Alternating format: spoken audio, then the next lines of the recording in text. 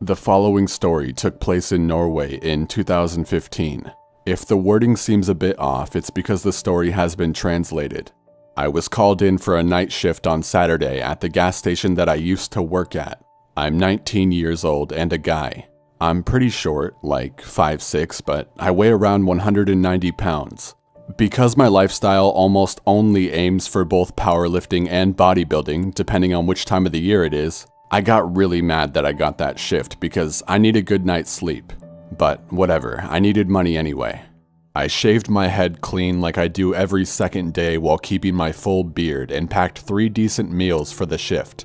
I went to work at 11 p.m. and the shift was gonna last until 8 a.m. whilst being alone until 6 a.m. I don't mind working alone. Some people get paranoid and everything, but I myself have the kind of facial features and build that most people would not bother to mess with. Even though I'm a very, very nice person, it doesn't really look like I am. I had some customers while working, of course, a lot of drunk people. Since it's Saturday and in Norway, people tend to grab a burger or a hot dog at the gas station before heading home, others just there to fill up on gas. But later, at around 4 a.m. when it started to get more and more quiet, I saw a stressed out woman a few steps away from the door outside. I couldn't exactly tell what she looked like from behind the cashier desk, but I could tell that she was stressed out, standing with her arms crossed together while turning her head to the sides and turning around every now and then. I was considering to go out and ask if she needs any help, but I brushed it off and was thinking she was probably just waiting for someone. But then she looked inside and began to walk towards the entrance. She came inside, breathing in between normal and heavy, and she sat down. I greeted her with a smile, and I could tell immediately that she was a drug abuser, and that she was really stressed out. She was dressed with normal-looking clothes and looked like she was in her 20s. She kindly responded with, "Hey," with an obvious fake smile where you could tell that this person is sad behind the mask that they're putting on. She then came to the desk, asking if she could borrow my phone to call her boyfriend. She said that there were people following her and that they wanted her hurt or dead. The following conversation goes on like this. "Are they looking for you? Like right now?" Yes. Please let me borrow your phone. "Sure thing, but wouldn't it be better if I called the cops for you?" No, please. All I need is to borrow your phone for a quick call. Long story short, I told her to go sit down at a specific corner of the station where there was no glass wall so that people wouldn't be able to see her. She called her boyfriend 2 or 3 times, but nobody responded. She kindly asked me if she can log into Facebook with my phone, to see if maybe she could contact him there. I was kind of unsure about this, but I am by natural reasons very humble, maybe a little too much. Another thing was that I was standing right behind her, so there was no unacceptable things that she could do without me seeing it. So I said, "Alright, you can log into your Facebook." I told her to use the Google Chrome app to go on Facebook and not the Facebook app itself, since I hate spending time logging in and out of my account on my phone. Call me a lazy bastard, whatever. She logged in, and long story short, no response on there either. She thanked me a lot for the help and was about to walk out. I asked her if she was sure about me calling the cops or not, but she was 100% positive about me not doing it, which was weird, I thought. "Okay, well, be safe," I told her. Later on into my shift, I turned my phone on only to find out that she forgot to log out from her Facebook on the Google Chrome app. Out of curiosity, I checked the messages, which I believe every other person would probably consider doing. The most recent conversation was obviously her boyfriend, I thought. But there was nothing about "come and pick me up" or even the slightest thing that made me believe that this was her boyfriend. I checked the others below. Every fucking conversation I checked, which was about 6 or 7 of them, was either about drugs or money. Meth, coke, heroin, codeine, you name it. As humble as I am, I just felt bad for her, and I logged out without judging. 2 days later, I'm at the gym doing some deadlifts when I get a call from a number that is not registered in my contacts. I picked up. "Hello, Alan speaking." "Hello, who are you?" "Who am I? You called me and I've already said my name. Who are you?" "You called me 2 days ago in the middle of the night." "No, I didn't." And then I remembered about the girl calling her boyfriend at the gas station 2 days ago. Oh wait, I remember. I don't know her name, but I assume you have a girlfriend? Then I went on to explain the situation. You may think, how the hell didn't I know her name when I had her Facebook logged into my Chrome app, but I simply didn't bother to remember it. He then responded that he didn't have a girlfriend. Surprisingly, this didn't shock me at all.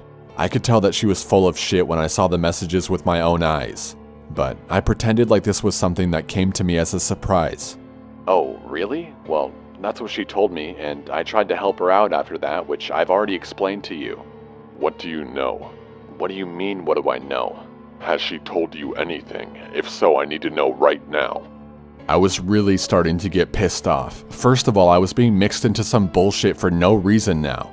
Second, getting interrupted during my workouts makes me want to rip off someone's head. She hasn't told me anything and I'm really busy at the moment. Please don't call me again because none of this is actually my business. It is your business. You helped her, you piece of shit. Before I hung up, I told him to fuck off, otherwise I would take this case to a level that he would regret. I mean, obviously I would never kill him or anything, I just tried to come up with some dumb shit to scare him. I got a bit frustrated too. Why the actual fuck would that girl call a psycho who obviously didn't like her? It was clear that he was mad because he thought I somehow helped her, which I still don't understand what he meant by that. So, on to the rest of the story. My neighborhood is quiet, and my town is small, so it's not hard for anybody to find anyone. It's as simple as pasting someone's phone number in a specific website and their address will most likely show up. And eventually, I happened to get a little visit. As I said, the neighborhood is very quiet after midnight, and while being in bed watching some bodybuilding videos for entertainment, I started to hear someone driving towards my area. Well, that's not normal at this time, but it happens. Eventually, I heard a car park right outside my property behind my garden, which goes a little bit uphill filled with stones and flowers. So I couldn't see the car from that point on, but I heard someone opening the car door and locking it. What the fuck was going on? I opened my window quietly, just to be able to hear a little bit more. I could hear the man walk up the little uphill part of my garden, which made some sounds because of the stones. I won't lie, I was scared as shit. I couldn't see him either, because everything behind my garden is blocked from my point of view by tall cements for the garage.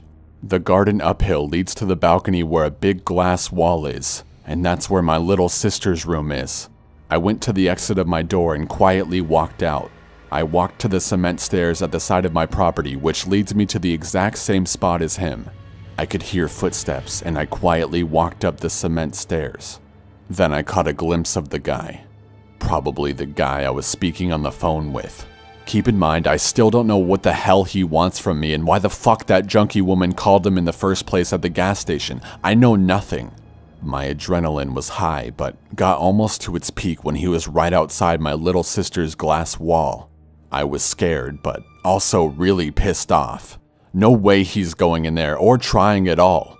At the top of the cement stairs, I walked quick but silent until I saw that he could hear someone walk behind him just a few feet away. Then, I ran as fast as I could and pushed him with all my anger, leading him to get smashed into the wall beside my sister's glass wall, before I proceeded to get over him and hold my palm over the side of his face, pushing it down while asking what the fuck he wants. My little sister woke up screaming, which also woke my mother up. She ran out and asked what the hell was going on. Why my dad isn't home is another story, but anyways, my family's facial expression was filled up with fear and I told my mom to call the cops. The man said nothing, just laying still with his left hand wrapped around my right wrist because of the pressure I was holding his face down with. He was literally resting for a few seconds before starting to resist like a horse again, but he ran out of energy fast. I would ease my palm off of his face so that he could get his head up a little bit, only to smash it down again with anger. Both he and I were breathing heavily. I stopped asking questions and my mother was on the phone with the police, always reacting with fear when the man started to resist again, but I told her it was under control. It didn't take long before the cops showed up and arrested the guy. I told them the whole story about both the girl and the guy. They were both just regular fucking drug addicts and have both been in prison previously for it. I was scared as shit and still to this day don't know why I had to be involved in this. Maybe he was just a paranoid psychopath. My lesson to you, never let some creepy stranger borrow your personal phone for situations like this. If it sounds dangerous, simply call the police to help them, and if they don't want you to, then just leave it. If you're at work, like I was, use the work phone.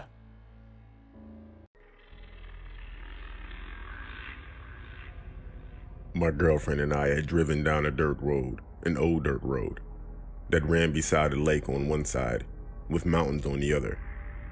We were looking for unexplored territory to hike in. The dirt road became a trail and eventually was swallowed up entirely by the forest. Once the path became impassable by the car, we got out and hiked for quite some time and began making our way back to the car as the sun was going down. It was a challenge getting the car turned around, but I finally managed and we were off. It was slow going as it was a crappy road and getting dark fast. Suddenly we came to a fork in the path that hadn't been visible coming the other way. Neither of us had any idea whether to go right or left, so I just picked randomly, hoping that both would end up taking us back to the main road. As we rounded a small curve in the road, our headlights fell upon a man dragging a large hockey duffel bag off the trail into the woods. As soon as the lights hit him, he just froze completely. Driving past him felt like an eternity because we couldn't have been going more than 5 miles an hour due to the crappy roads.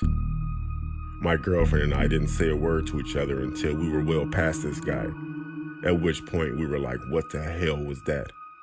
And then the road just ended. Just like where we had stopped the first time, the forest had swallowed up this part of the road. We were going to have to turn around and drive by the man with the human-sized duffel bag again. I told my girlfriend to buckle up and hold on tight because at the first sign of trouble, I was gunning it. We came to the spot where the man was, and he was nowhere to be seen. We eventually made it to the right path and got the hell out of there. The weirdest thing about it was there wasn't a vehicle anywhere near this guy for 50 miles in either direction. We would have seen it if there had been. We traveled as far as possible both ways, and there just wasn't a place to pull off on the road. How the hell did he get there? Where was he going? And what was in the bag?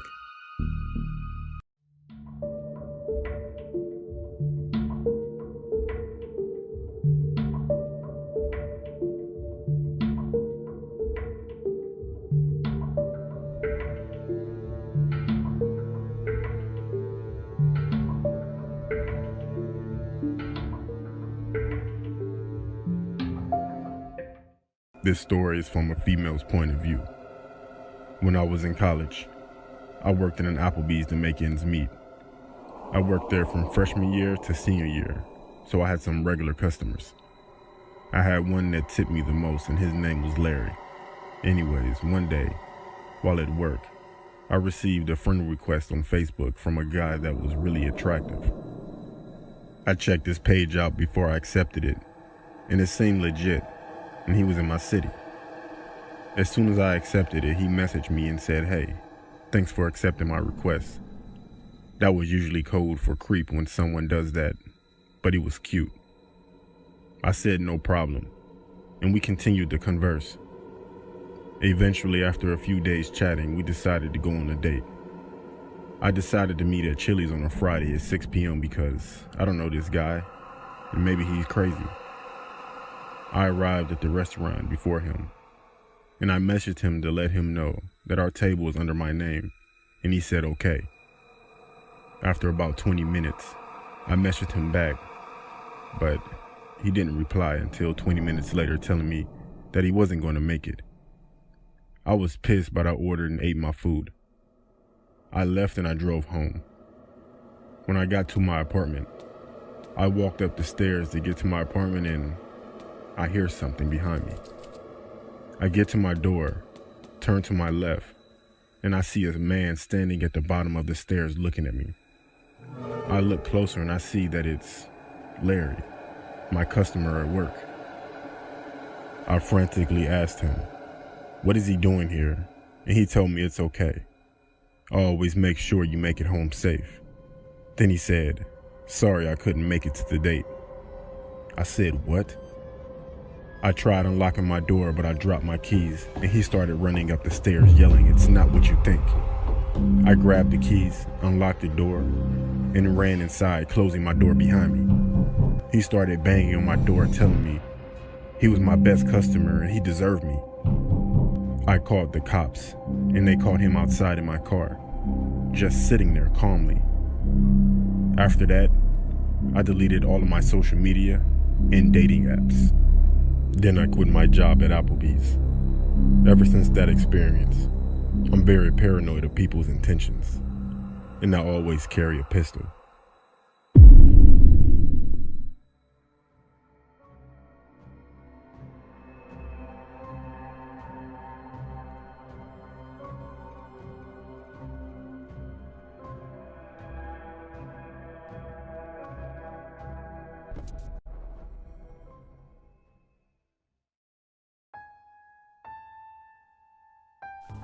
This story happened to me on the deep web. The deep web is basically the hidden internet that contains dark content, such as drugs, pedophiles, hitmen, and torture.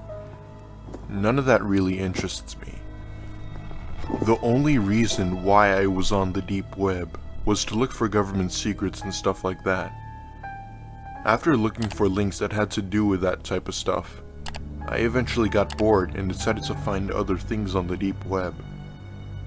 I had a VPN on, so if I ever came across something illegal, I wouldn't get caught. I then came across a link that led me to a site.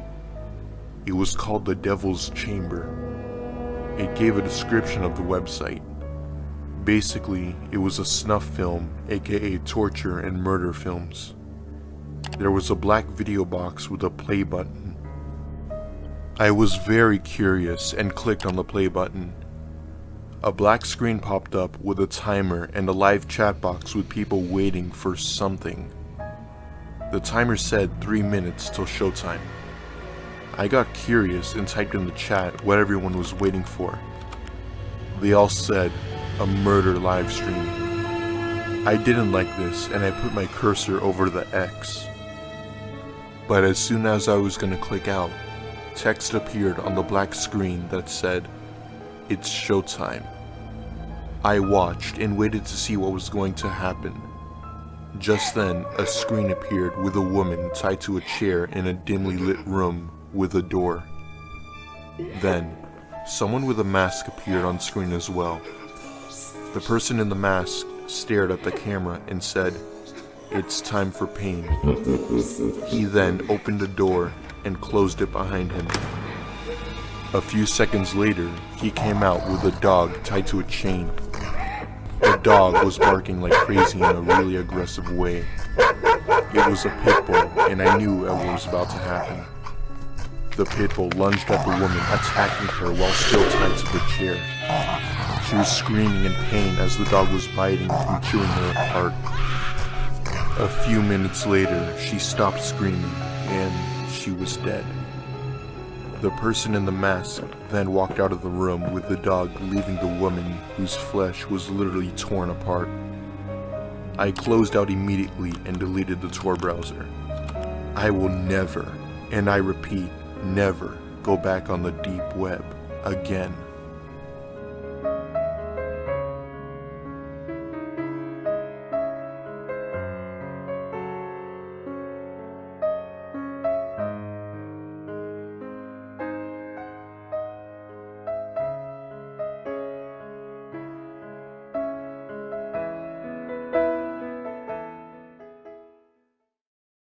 I had 3 really good friends, and their names were Kevin, Ryan, and Tommy.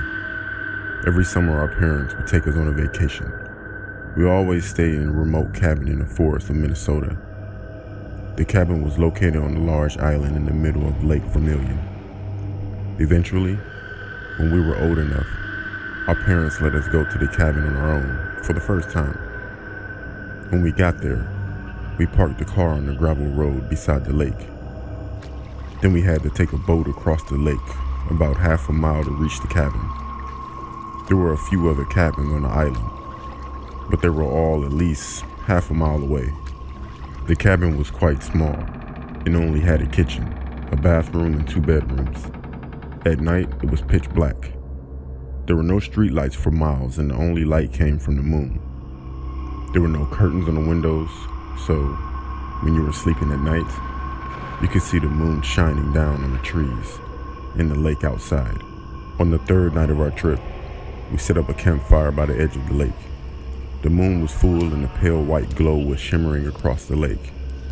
We were gazing up at the stars when all of a sudden we heard a splashing sound, as if something was moving about in the water.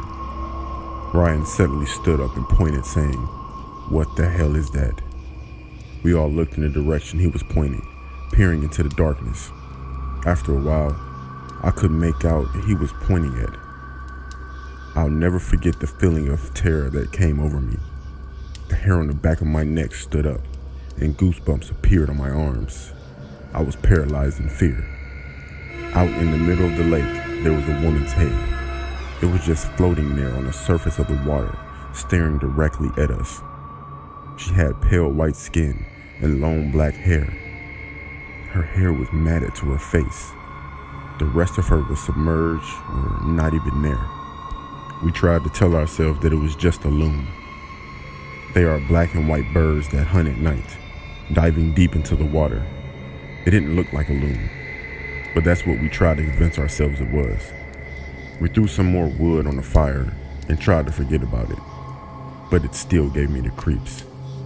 About an hour later, I had to go to the toilet, so I walked down to the edge of the dock and peed into the lake. Looking out over the moonlit lake, I noticed the thing was still there, but now it was much closer. It still looked like the woman's head, and it still seemed to be staring right at me. Its face was still extremely pale, as if it hadn't been out in the sun for years, and I could easily make out some facial features, the eyes and the nose.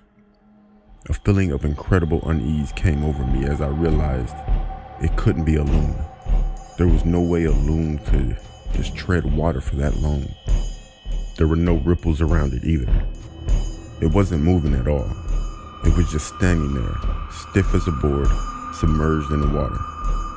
I immediately zipped up my pants and ran back up to the dock, to where my friends were, sitting around the campfire. I told them what I'd seen, but none of them dared to go down to the dock to take a closer look. We tried to tell ourselves it was just a log or a tree branch, just floating out in the water. I could tell everyone else felt uneasy too. None of us really believed that. We went back into the cabin and we shut the door, locking it behind us. It was very late and we just needed sleep. None of us mentioned a thing in the lake. We were all trying to avoid talking about it, honestly. There were no curtains on the windows, and I was getting ready for bed. I couldn't help but taking one last look. Peering out of the window, I could see the lake clearly, illuminated by the full moon. But the thing wasn't there anymore. It had completely vanished. I let out a sigh of relief, thinking it was a log that just floated away, or else it sank below the surface. Or perhaps it had been a loon, and it finally flown away. It was very hot that night, and we had to sleep with the windows open. My friend Tommy and I slept in one bedroom, and my two other friends slept in the other. We left our bedroom doors open. I was finding it hard to sleep, very, very hard. It was the middle of the summer and there wasn't even a slight breeze. The heat was stifling. As I lay there, I thought I could hear someone walking around outside the cabin. I kept my eyes tightly shut and tried to tell myself it was just my imagination. It sounded like someone with bare, wet feet, pacing back and forth. I was trembling with fear, but I felt so weak I couldn't move. The footsteps, they sounded like they were walking up the steps to the cabin door. I wanted to shout out to my friends, but I was frozen in terror. Then the footsteps turned around and sounded like they were running down the steps and toward the lake. After a while, the footsteps faded away, I reached over and shook my friend Tommy. He was already awake and he claimed he had heard the footsteps as well. Just then, I was startled to see Ryan coming running into our room. When he stepped into the moonlight, I could see his face, and the expression on it was very, very disturbing. He told us, "We need to leave." I asked why. "What did you hear?" He said, "Let's just go," he insisted. "Let's get to the boat and it's time to go." He wouldn't answer. He just ran back into his room. We followed him and found Kevin sitting on his bed, already packing up his things. Ryan was running around frantically grabbing his stuff and stuffing it into a bag. "What's wrong?" I demanded. "Ryan, what the hell is wrong with you? Tell us." He just stopped in his tracks and stared at me. There was a haunted look in his eyes. I would never forget what he said. He told us he was turning over in his bed to get more comfortable when he suddenly saw at the top right corner of his window, someone was peeking in. As soon as he set his eyes on it, the face vanished. He said all he saw was long black hair hanging down the window, ghostly white skin, and one large eye staring at him. When he said that, it chilled us to the bone. We realized that if the face was in the top right corner of the window, that meant the thing had to be damn near 8 feet tall, or else floating in midair. I felt like I was going to be sick. "Let's just go," Ryan said in a very serious tone. "Let's just go now." We all agreed and packed our stuff up as quickly as we could. We grabbed our bags and ran out of the cabin, locking the door behind us. As we scrambled down the front steps, I glanced to the side and I saw footprints, bare, wet footprints, in the dirt all around the cabin. We ran down to the boat and threw our stuff in. We untied the boat from the dock and we sped off. I looked back over my shoulder and stared at the island, but I didn't see anything moving. However, I had the strangest feeling that someone or something was watching us. When we finally reached the other side of the lake, we tied up the boat, stuffed our backpacks in the car, and drove off. We had been driving for about 10 minutes when, out of the blue, Ryan suddenly broke down sobbing. He kept saying over and over, "What was it, guys? What was it? What did we see?" On the way, we called our parents to tell them what happened. Ryan was freaking out, and we didn't know what to do. They told us to just get home safely and quickly. My friend's dad went up to the cabin a few days later and said he saw nothing out of the ordinary. However, he did mention that there were bare, wet footprints all around the cabin, which he thought was odd.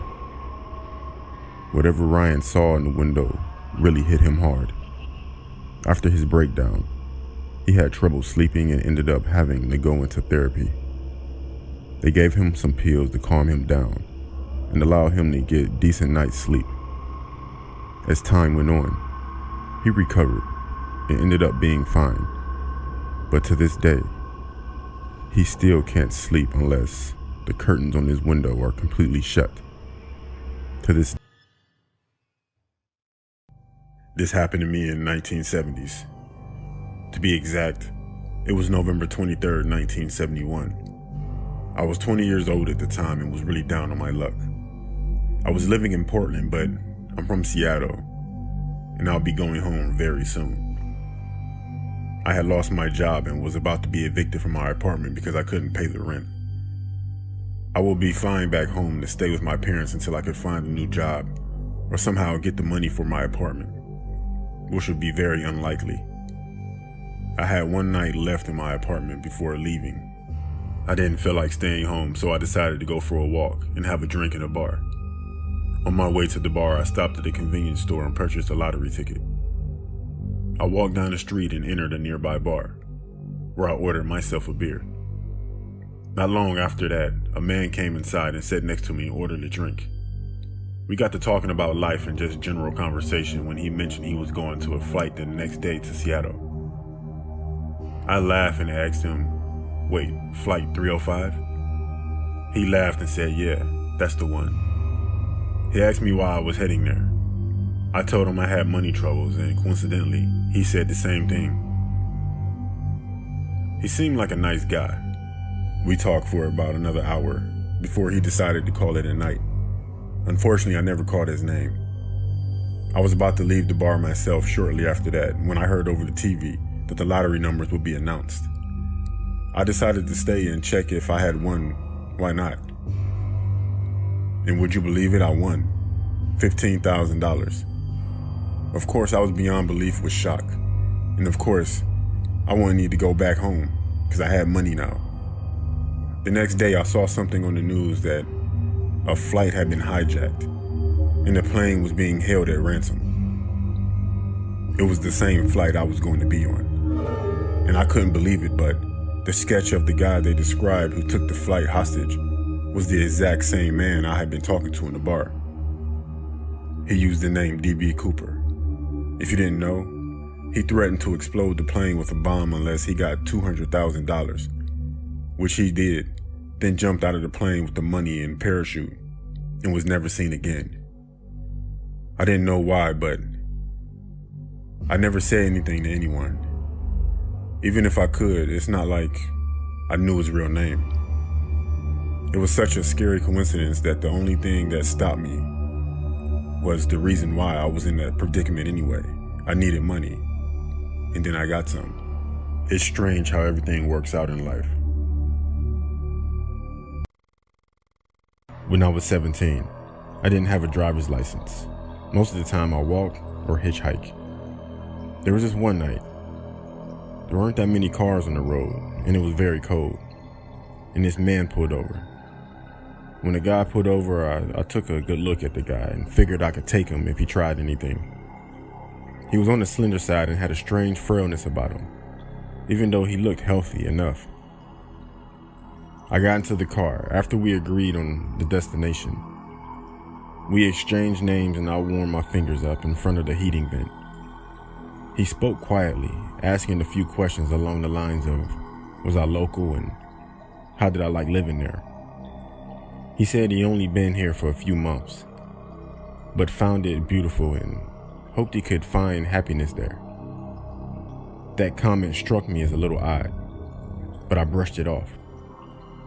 It began to snow and the road quickly got slippery. So he slowed and he kept his eyes straight out the windshield, driving silently. I was okay with that, as small talk was never my forte. About 10 minutes later, I noticed the car near the intersection we were approaching seemed to be sliding, so I said, "Watch out." He immediately hit the gas, shooting through the intersection and burst out with, "Don't ever scream at me." Needless to say, I was taken aback. I said, "Look, this is close enough. Just pull over here and I can get there." He didn't seem to hear me. So I said, "Richard, did you hear me? I said you can pull over here and let me out." But no response. He just stared straight ahead, driving faster now than he did when it started snowing. To say I was scared doesn't seem to cover the depth of the fear that began to rise in me. I didn't know if I should stay quiet or speak, but I was damn sure not going to yell after his outburst. After about a mile, he began to mumble under his breath. I couldn't quite make out what he was saying, but I assumed he was speaking to me. So I said, "What did you say? I couldn't hear you." He began to speak quietly and rapidly, saying things like, "You're always yelling at me. I've told you time and time again, do not yell at me. I don't appreciate it. No, you don't listen, you don't listen." And I was just sitting there looking at him. I was at a complete loss. I didn't know what to say in response or if I should say anything at all. I contemplated just jumping out of the car, but nixed that idea when I realized the door lock was missing. There was just a silver-lined hole where it should have been. I started to cry and debate with myself about causing an accident by grabbing the wheel and hoping for the best. when he suddenly looked at me for the first time since I had gotten in the car. He blinked several times, rapidly, then slowed the car, pulling into a gas station. I waited to see if he unlocked the doors, not wanting to say anything to set him off again. After a minute or two, he quietly said, "I think I better let you out of here." And he hit the button to the door locks, and he opened the door. I wasn't about to hesitate, so I jumped out of the car as if I were on fire. I was about to turn and walk into the gas station when he called my name. He looked so damn sad and I hesitated. He apologized, said he was sorry if he had frightened me, that he never would have harmed me. And he asked if I'd be able to get home okay. I said I would and closed the door. He began to pull out of the gas station, but stopped suddenly. He just sat there for a couple of moments, his head down. I froze, wondering what the hell was up, and was about to run into the gas station, but he opened his window and yelled at me, waving something in his hand, my hat. I left it on his seat. I slowly approached the side of his car, and he handed it to me, apologizing again. I didn't know what else to say, so I just said, "Thanks." I watched as he drove off, making sure he was out of sight before moving on so he wouldn't know which direction I was heading. As I walked, I went to put my hat back on, and a piece of paper fell out of it. Folded into a paper was a $100 bill. The paper said, "I'm sorry. Please take a cab and don't hitchhike anymore tonight." I didn't. In fact, it was the last time I ever hitchhiked in my life. Will never, ever do that again.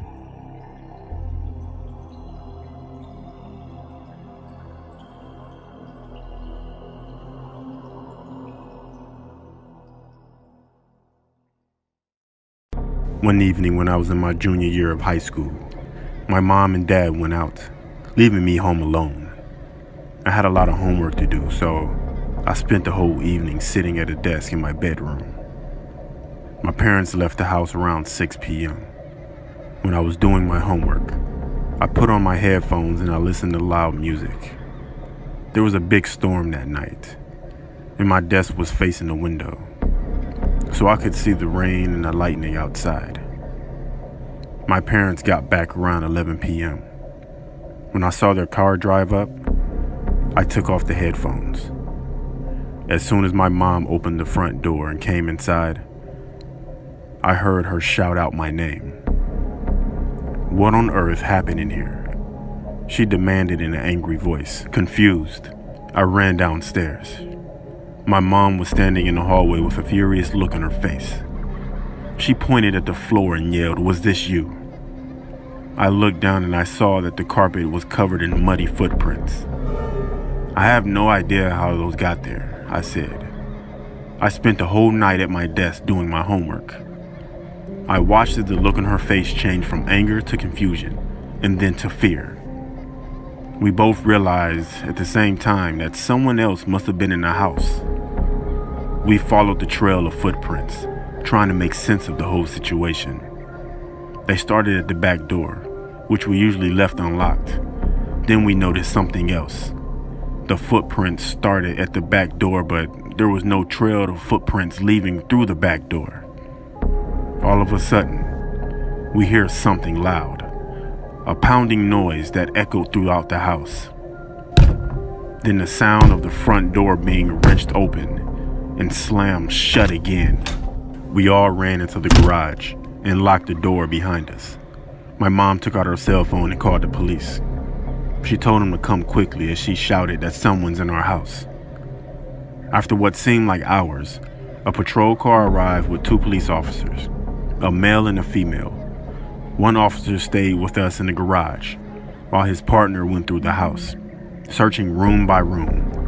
When she came back, the female officer told us that there was no one in the house, and it was safe to go back in.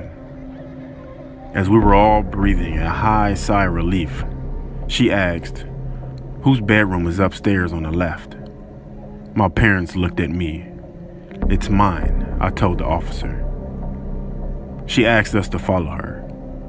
As we walked through the house, we could see the trail of muddy footprints leading from the back door through the living room, through the hallway, up the stairs, into my parents' bedroom, then towards my room. They stopped at my doorway. The female officer pointed at my door, which had been open the whole night.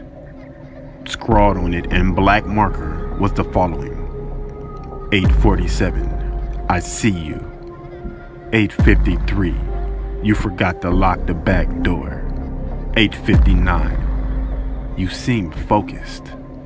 9:24, turn around. 9:47, look at me. 10:15, look at me. 10:37, look at me. 10:49, look at me. For more than 2 hours, someone had been standing in my doorway, watching me. To this day, I still shudder to think what would have happened if I had just turned around.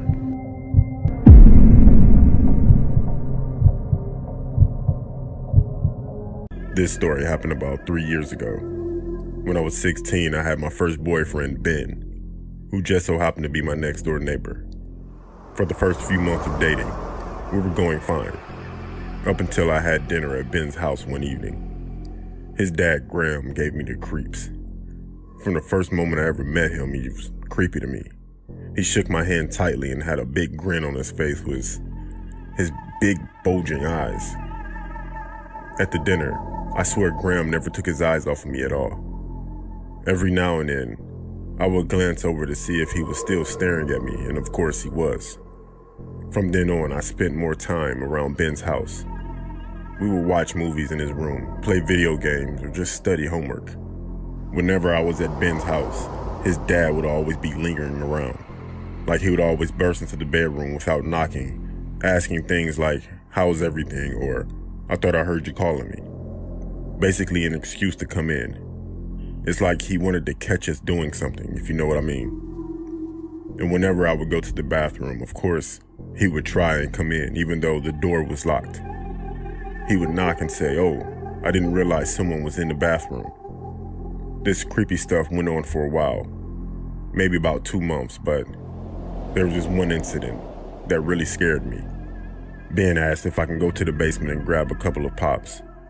I went down there and looked around in the fridge to see what drinks they had. Then I heard the door close. It was the basement door. And then his dad came walking down the steps.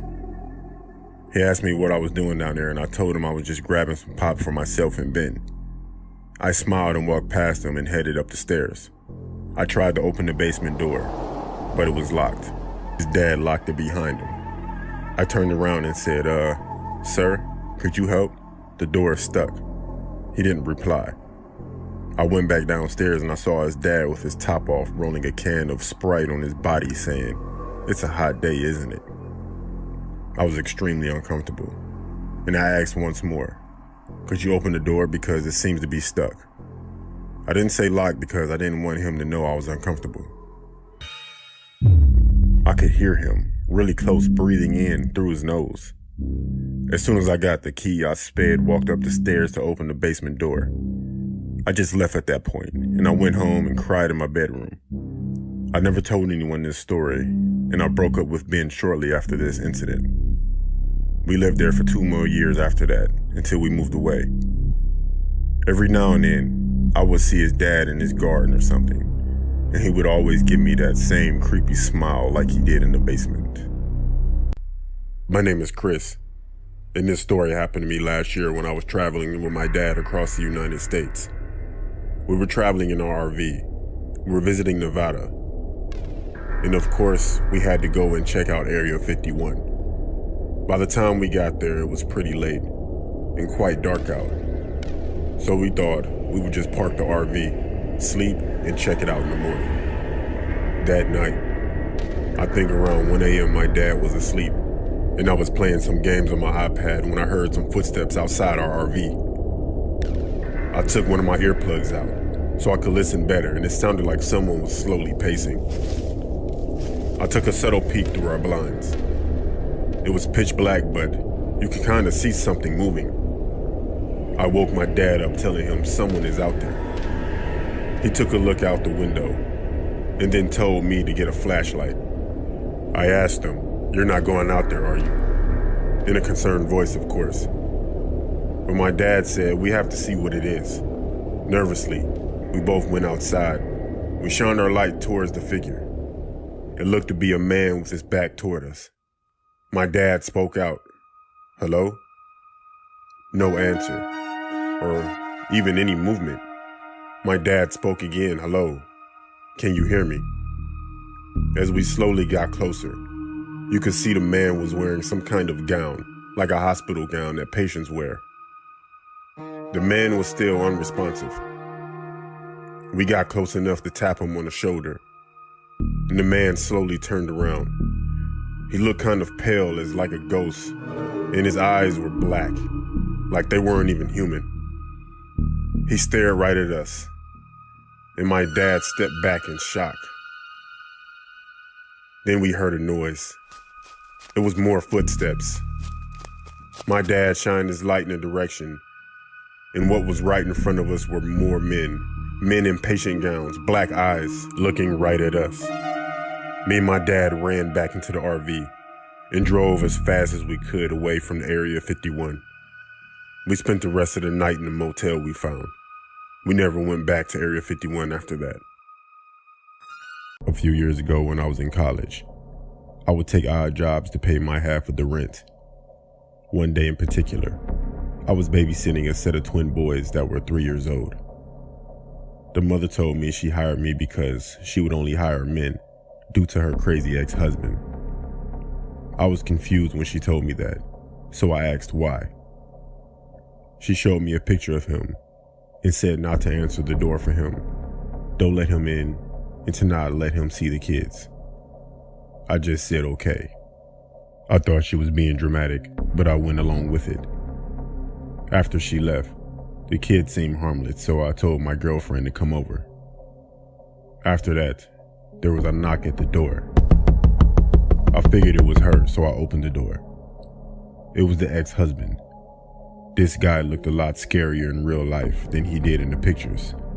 He towered over me with tattoos everywhere, including his neck, a bald head, and gold teeth. He asked to see his kids. I didn't know what to do, so I just told him, hold on, and I closed the door. I really didn't know what to do, so I called the woman and she didn't answer, so I texted her. Still nothing. Eventually, he started knocking on the door some more, but I would talk through the door, letting him know that I can't let him in, nor could I let the children out to see him due to the mother's request. He didn't like that too much. I stopped talking, then the knocking stopped, and the man said, okay. But it was an okay that sounded like he was going to get me back for not letting him in. I look outside and I see that he pulled off. I didn't call the police because he left. So my girlfriend texted me and it said she'll be there in 2 minutes. Then a few minutes go by and she isn't there yet. Then I see one of the twins looking out the window and he says, there's Daddy. I look out the window and I saw the most disturbing thing you could think of. The man was on top of my girlfriend, stabbing her repeatedly in the side of her head with a screwdriver. Her body was shaking, but she wasn't making any noise. And there was blood everywhere, all over her head, face, ground, and that man. I wanted to burst out of that door to help her, but I couldn't bring myself to do it. So I called the police. The man just stood there, staring at the house. He never tried to escape, just waited for the police as if he were crazy. The twins' mother and the cop showed up at the same time, and she was hysterical, going between Spanish and English while crying. I felt numb, guilty, and ashamed that I called my girlfriend over, and she was killed. And I was a coward that stayed in the house. Till this day, I still feel the guilt. When I was 10 years old, I stayed at home by myself for the first time while my parents went out for a date. I was really into horror movies, so my imagination ran wild, so I had every light on in the house. I was scared, honestly, but not so much due to the lights. My parents told me they would be back by 10, so I wasn't really worried. I had food, blockbuster movies to watch, and my favorite game, Manhunt, on my PS2. By the way, this was 2004. It started to get dark outside when all of a sudden a storm hit, and the lights went out. As soon as it happened, I ran into our living room near the front of the house with my flashlight. I was definitely afraid now. I decided to get under the covers on the couch. I tried to fall asleep, but I was so afraid I couldn't. I don't know why, but I peeked out from under the covers, and I swear, I saw the silhouette of a man in the corner of the room. I jumped back under my covers, breathing heavily. Then all I heard was slow, methodical footsteps. They were coming toward me. Then I heard whispering along with the footsteps. My heart was pumping out of my chest at this point. Then the sound stopped. I just laid there frozen. No sound. Go! I got up and ran out of the house because it felt like someone touched my arm. And I know I heard someone yell the word go. I pretty much ran out of the house with the blanket over my head.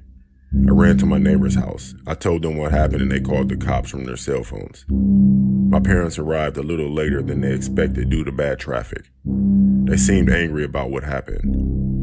The police say that there was no evidence of a break-in. I still to this day remember that feeling of fear, but I really don't know if it were my imagination or not.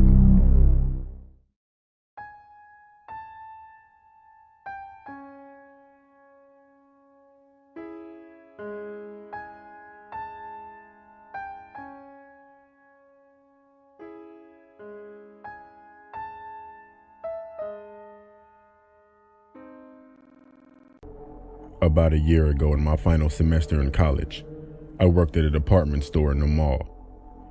I didn't have a car yet, so I asked for the day shifts because it was a 2-hour bus ride back home. So basically, if I had a closing shift, I'd get done at 11 but not get home until around 1 a.m.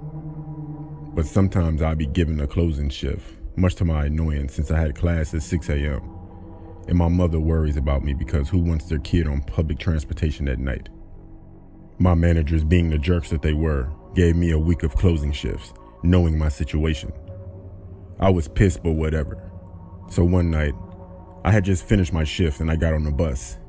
I sat in the middle of the bus and was minding my own business with my earbuds in. I usually did that because I didn't like people talking to me, so I made it look like I was listening to music. And I occupied myself by playing a crossword puzzle on my phone. About 5 seats behind me, I hear these guys speaking Spanish. Now, my mother is Dominican, but people never know that I am, so while I understand a fair bit of Spanish, I don't speak it. So I hear them talking, but I don't pay any attention because it's rude to eavesdrop. All until they say, "That kid in front of us." Then my ears perk up. I keep my earbuds in so that they think I can't hear them. And I continue to listen. What they're saying is horrific. To paraphrase it, they knew my stop because they've been watching me for this week. And to put it simply, they were planning on snatching me. I heard them say that I'll disappear like the others. I was about 20 minutes away from home, so I knew I had to act quickly. Since I knew they could see me, there were 5 seats behind me, but like a cross, if that makes sense. I pretended to play on my phone, oblivious while I was actually texting my mom. Then all of a sudden, one of the guys moved 3 seats ahead of me, and the other one moved about 3 seats behind me. And we're the last ones on the bus. I text my mom, "Can you please meet me at the bus stop?" 5 minutes go by, no answer.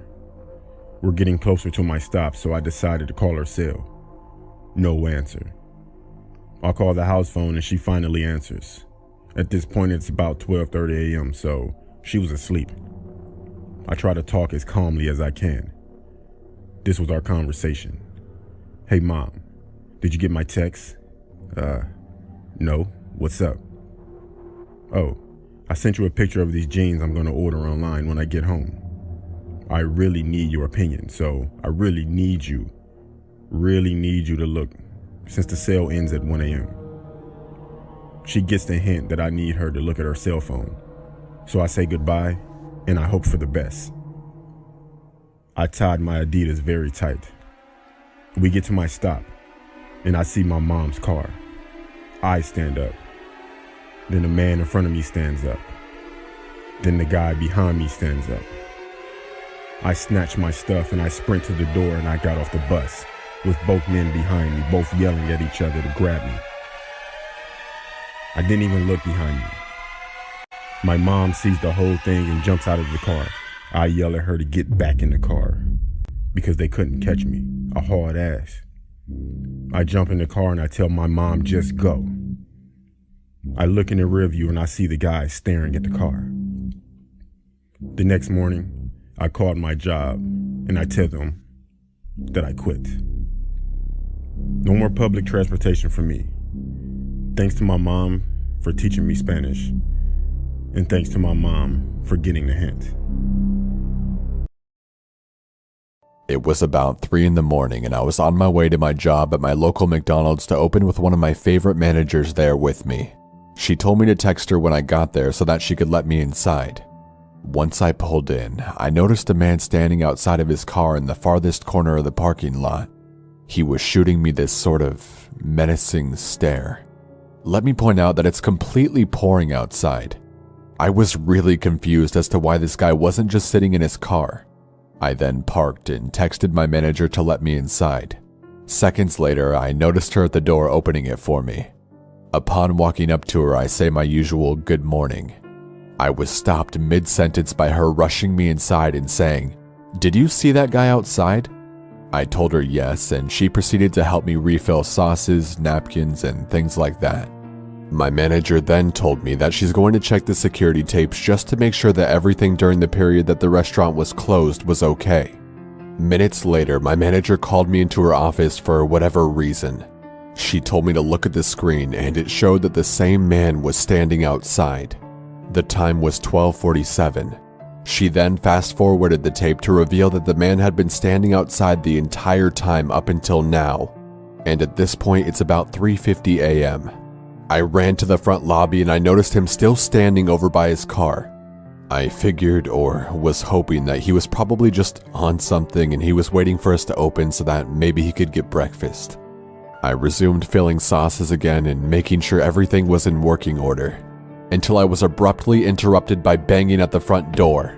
I walked over and noticed a figure right outside the front door. It was the man. I yelled that we were closed and that he would have to come back later. That didn't seem to faze him as he continued to bang on the door. I walked away, figuring that he was just being an asshole, when suddenly I heard a loud crash. I ran to the lobby to see the glass door broken and the man beginning to step inside. I yelled for my manager and told her that we needed to leave through the back door, and we did just that. We booked it to our cars and both called the cops.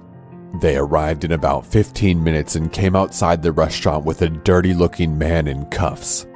They said he was hiding in the back janitor's closet with a large knife in his hand. So that's my story, and also the reason I'm never working early mornings again.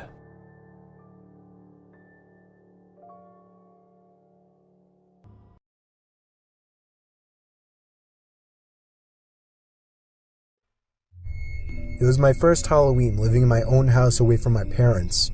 I live in a small corner house with a basement but no upstairs, a house my parents paid half for. It was 11 o'clock at night. I was sitting in the living room watching scary Halloween movies when I found myself getting up to answer a knock at the door. But then I stopped and thought, who could be at the door at 11 p.m.? Surely there were no more trick-or-treaters out. I had a pretty good feeling it was a late-night Halloween ding-dong ditcher, so I gave it a second, then I shot a glance to the porch through the window. They were gone already. Yup, ding-dong ditchers. I sat back down, not thinking twice about it, and again, knocking at the front door. "Get lost," I yelled. I was not in the mood for punky kids. They ignored my demands and started pounding now, not just knocking. I was pissed now. I leaped up and swung the door open. No one was there once again. I slipped on my shoes and headed outside to begin searching the bushes for the kids, but there was nobody in sight. Not in the bushes, not behind my car, not across the street. I was done answering. I didn't want to feed into their fun anymore, so I went back inside, double-locked the door, and went to my bedroom, also locking that door, just to feel safer, I guess. Even over the TV, I could still hear the stupid kids pounding on my front door repeatedly. I was so close to calling the cops to get them away, but that would undoubtedly lead to my house being egged or teepeed. The pounding continued for an uncomfortably long time, more than half an hour. I thought these kids must be filming something for YouTube and were desperate for a reaction, but I wasn't going to give it to them. At some point I dozed off with the TV on, only to wake up to the knocking again. I looked at the clock. It was 2 in the fucking morning. How could those kids still be at it, I thought. I turned the TV off and sat up with my ears open. For a few moments, my heart completely stopped as I realized the knocking was not at my front door, but rather at my bedroom door. I jumped out of bed, looking around my room like a madman for something to use as a weapon. They knew I was awake now. They were trying the doorknob, trying to bust down the door. These weren't any kids. By some miracle, I came up with an idea. It was a long shot, but it was all I could think of. I turned on the receiver to my speaker system, plugged in my iPhone, brought up the YouTube app, typed in 45 gunshot sound effect, turned on the volume and pressed play. The sound of a gunshot echoed out of the speakers. It sounded real enough. I paused the video after the first shot and yelled, "That was a warning shot. Leave now or I won't hesitate to shoot you in the head." And it worked. I heard 2 pairs of footsteps stomping over my wood floors and out the front door. I gave it a moment before opening my bedroom door and peeking outside. They were gone, but the front door was left wide open. I quickly shut it, called the police, and that's where my story ended.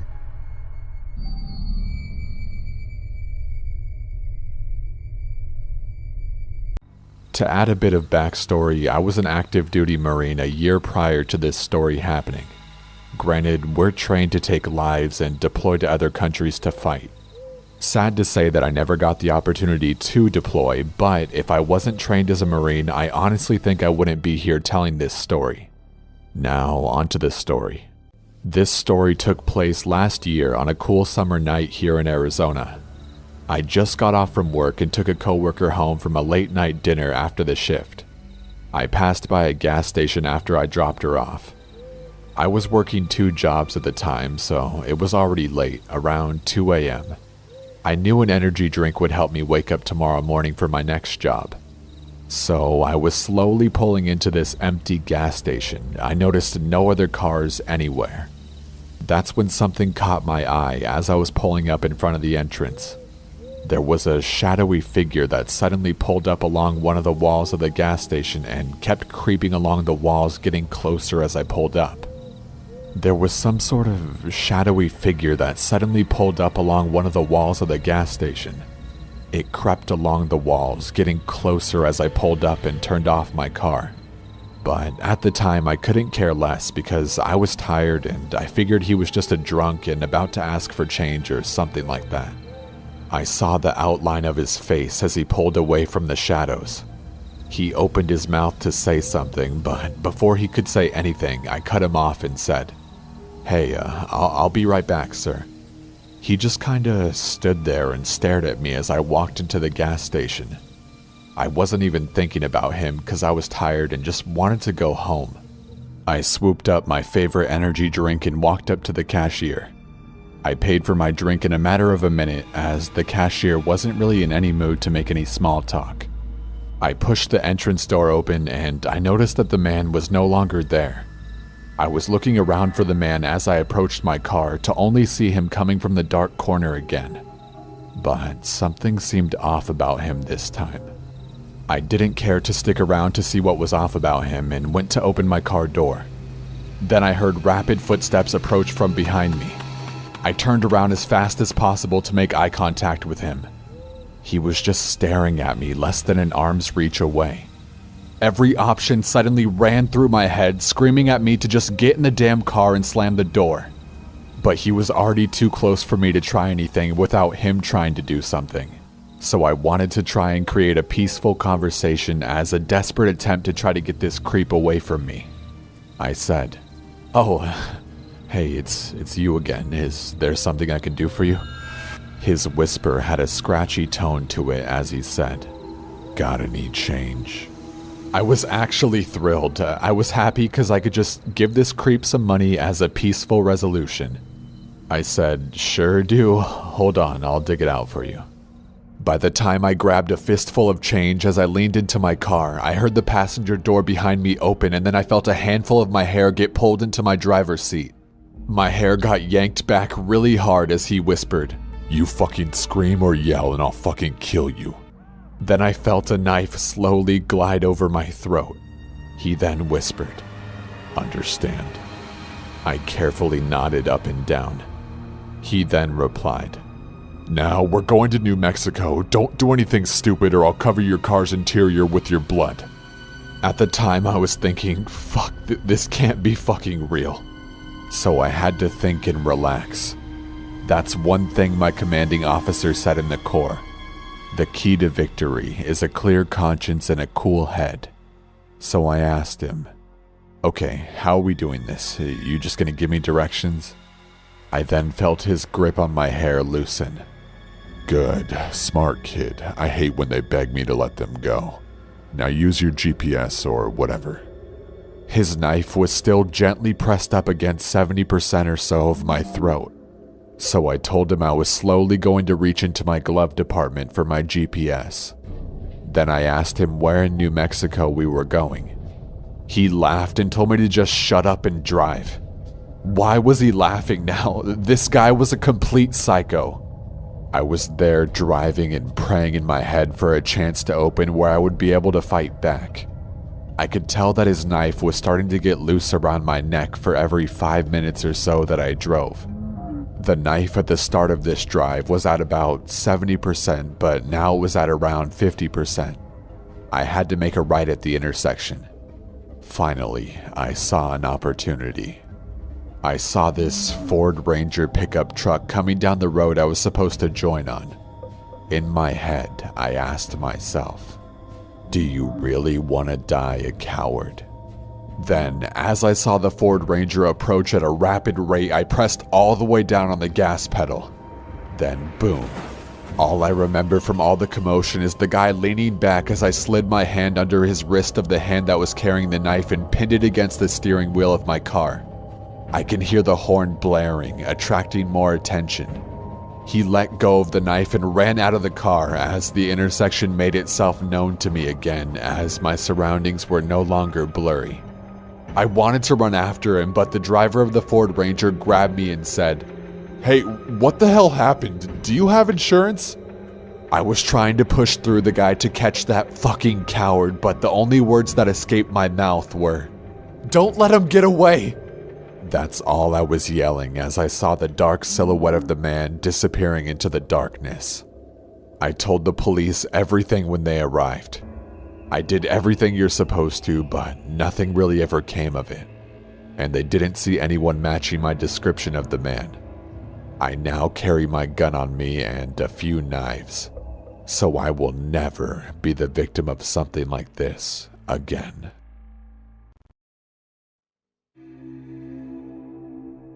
Years ago when I was in 2nd grade, I'm 22 now, my parents one morning finally felt confident in allowing me to stay home from school by myself and stay home without a babysitter until they came home. That morning my father gave me a house key, showed me the emergency numbers in the yellow book, and gave me instructions on what to do if stupid things happen like the house catching on fire. After school that day I came home, put the key in the door and walked into my house. I felt free, and I felt privileged that I was finally a big boy, and that I could now be on my own at home. Needless to say, I kinda got caught up in the moment, and ate tons of ice cream while watching Terminator on VHS, since my parents would never let us watch anything other than PG-13. Around 5 that day, I heard the doorbell ring. My dad told me to never answer the door by myself, even if they were home. I walked to our family room where I could get a good view of who was out there. Maybe my dad was just getting a package or something. He did always enjoy ordering things online. I saw a middle-aged man standing in a dark blue jacket that I've never seen before. He rang the doorbell again, and I expected him to leave after no one answered. After a third ring, I saw him walk down the steps and I assumed he was leaving. I went back to watching Terminator when I noticed something outside my kitchen window. The man was in our backyard for some odd reason. I felt scared for my life since some stranger was on my property. I ran under the kitchen table and grabbed the cordless phone from the counter and proceeded to call my dad's work number. My dad answered, and I exclaimed how a strange man was in the backyard and was now proceeding to try and open the sliding door. My dad told me to stay where I was and to call the neighbors. He would call 911. I told my dad I loved him, and he said he would call me immediately after he called 911. Before I could call my neighbor, the man was able to somehow open our family room window. I feared for my life and ran to the bathroom and locked the door and called our neighbors. After 30 seconds, I hear my neighbor running through our house, shouting my name to see if I was okay. She said that she saw no one in the house, and we stayed in the bathroom until the police arrived. The police conducted their investigation and told us that they found some fingerprints that matched a recently released convict who was previously in jail for breaking into homes. After that day, my parents did not leave me alone without a babysitter until I went to high school.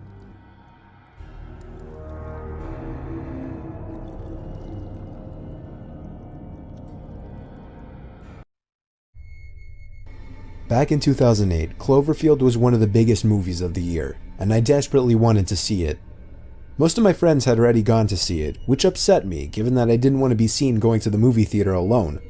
However, I didn't have work or school on Thursdays, so on Wednesday night, I figured I could get away with going alone to one of the small theaters nearby with a screening of the film at 9:30, since I knew it would be quiet. Well, I showed up, bought a ticket, and immediately realized the entire building was dead.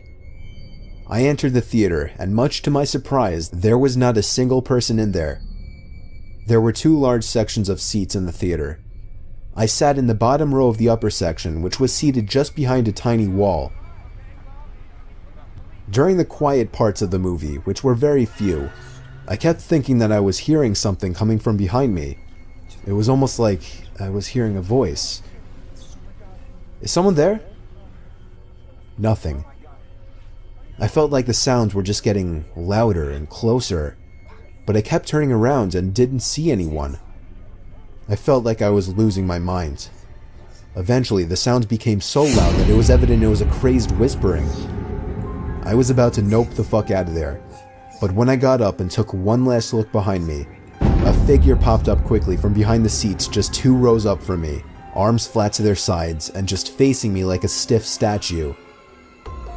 I ran like there was no tomorrow back to the lobby, where I saw nobody, not a single employee.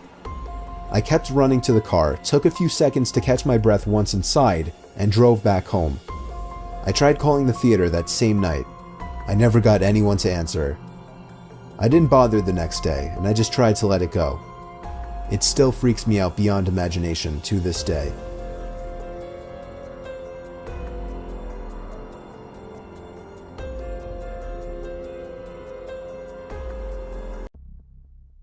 I hike very frequently and was on a trail and about 8 miles from the nearest gravel road. It was just me and my dog. Just to note, I've hiked these trails frequently and have only seen other people during mushroom hunting season and only near where the parking patches are, and this was in January. So it was freezing cold and there were no mushrooms. I'd been going at it for almost 2 hours when I stumbled upon a pile of bones. Large bones, bigger than human, maybe a cow, maybe buffalo, maybe horse. They were completely clean and sun-bleached. No flesh, no fur. I find deer remains all the time. They always have fur on their legs. This means someone or something cleaned them, or their old bones. The scary part is that they were neatly arranged into a pyramid shape, all leaning on each other like a teepee. I was just on this trail the week before and there had been no bones. There had also not been a giant dead animal, and there wouldn't have been any rotting happening because it was 20 Fahrenheit. I stared at them for a while, then turned around and spotted more peculiarities. The tree behind me had several bones strung up and hung in the tree by the trail marks. They swayed in the wind and kinda clunked gently like morbid wind chimes. So this means it had to have been somebody and not some weird raccoons or something. I start to panic because does this mean that somebody's watching me? Am I being warned or stalked? I always go on a select few trails and this is one of my most frequented, and never have I seen someone else out this far. The hairs on my neck stand up because I'm sure I'm in the crosshairs of some serial killer who's been stalking me. I walk with my headphones in. He could have followed me for weeks and I wouldn't have known. My dog freezes and points towards a different large tree 10 yards away. The hair of her scruff raises and she starts to growl and creep toward the tree. I'm panicking. I have nothing other than my hiking stick. My dog barks once. She's 40 pounds, by the way. She's not an attack dog. And she starts sprinting towards the tree. I instinctively crouch down. She reaches the tree and a turkey takes off from the other side, gobbling as it flies away. I can still feel my pulse in my eyes as I watch it fly away. I sigh, pet my dog, and check to make sure I didn't shit myself. I snap a few pictures of the weird bones and make my way back. I still hike through there, and the bones are still there untouched. No way am I touching them. No idea where they came from. Probably some weird old coot trying to scare people. It definitely worked on me.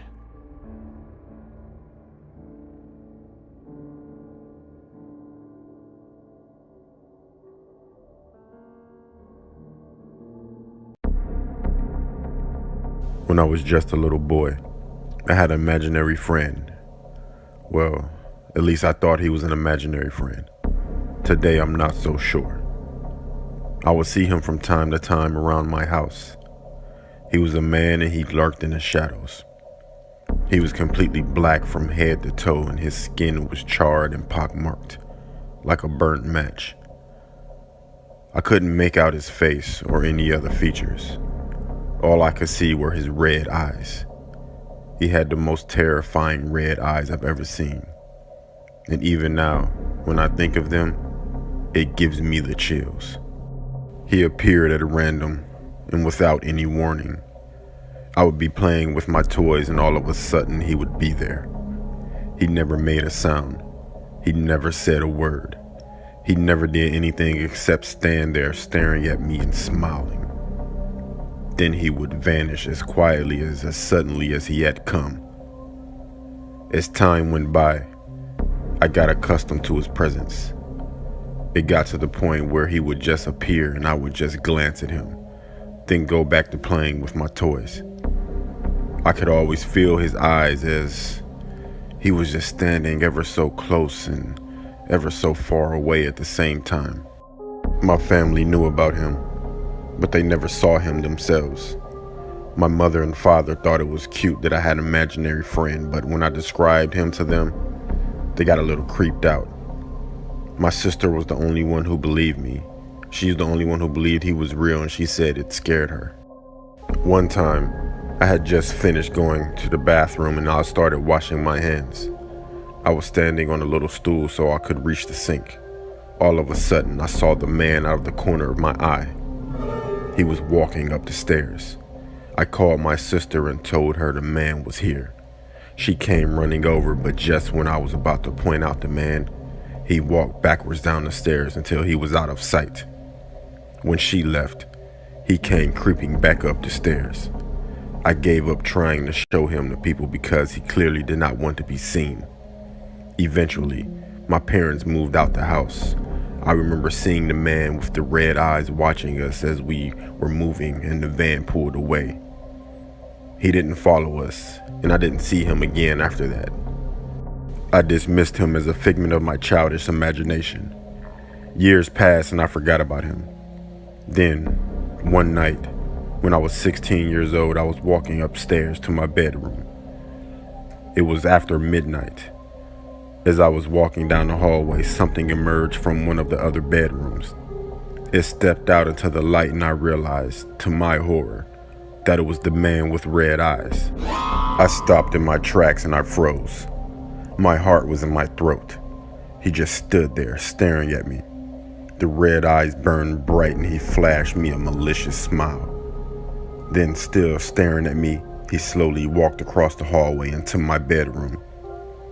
If this was a movie, perhaps I would have chased him down and forced him to tell me who or what he was. Perhaps it would have ended in me fighting to the death, but this wasn't a movie. It was real life, and I did neither of those things. I simply turned around, ran back down the stairs, and fled from my house. I sat on the curb outside, shivering and shaking until dawn arrived. I haven't seen him again since then.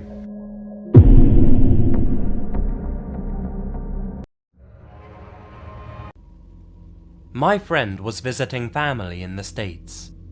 They lived in a rural community in Maine, and one morning she woke up before everyone else and decided to go for a run.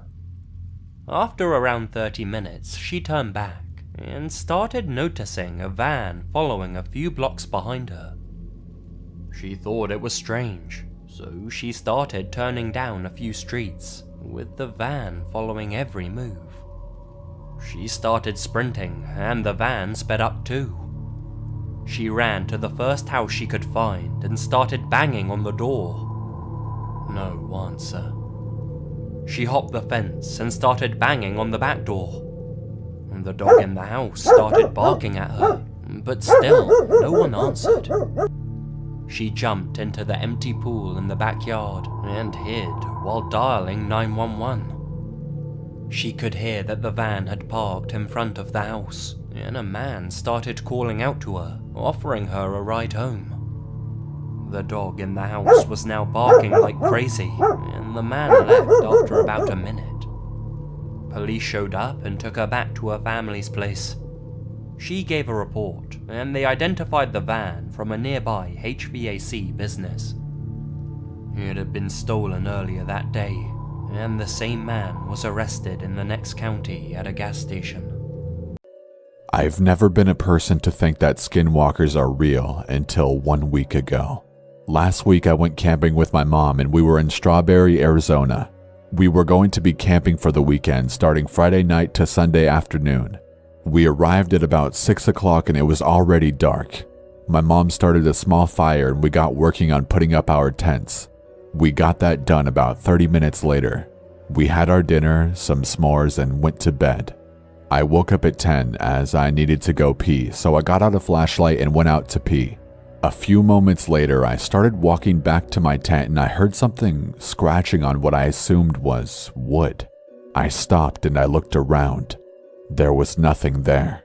I jogged back to my tent and got in.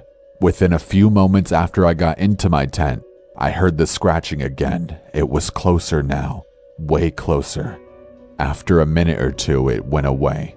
I fell asleep 15 minutes later. I was awoken to a loud screech.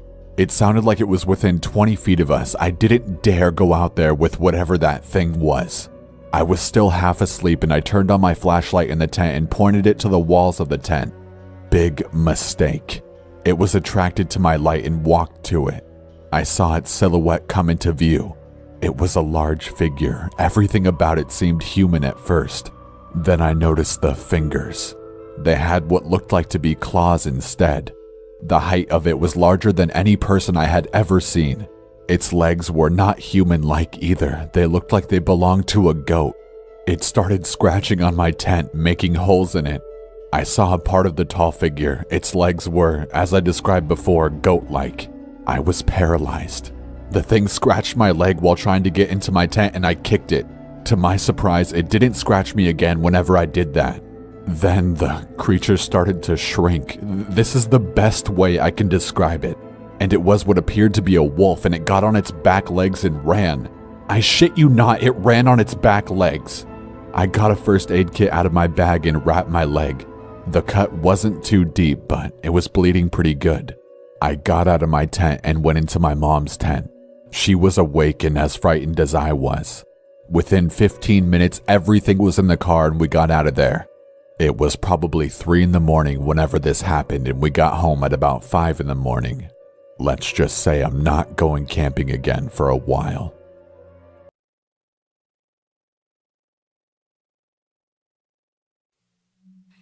A little backstory first.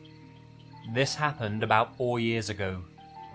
At the time, I was around 8 months pregnant, and so it was very noticeable.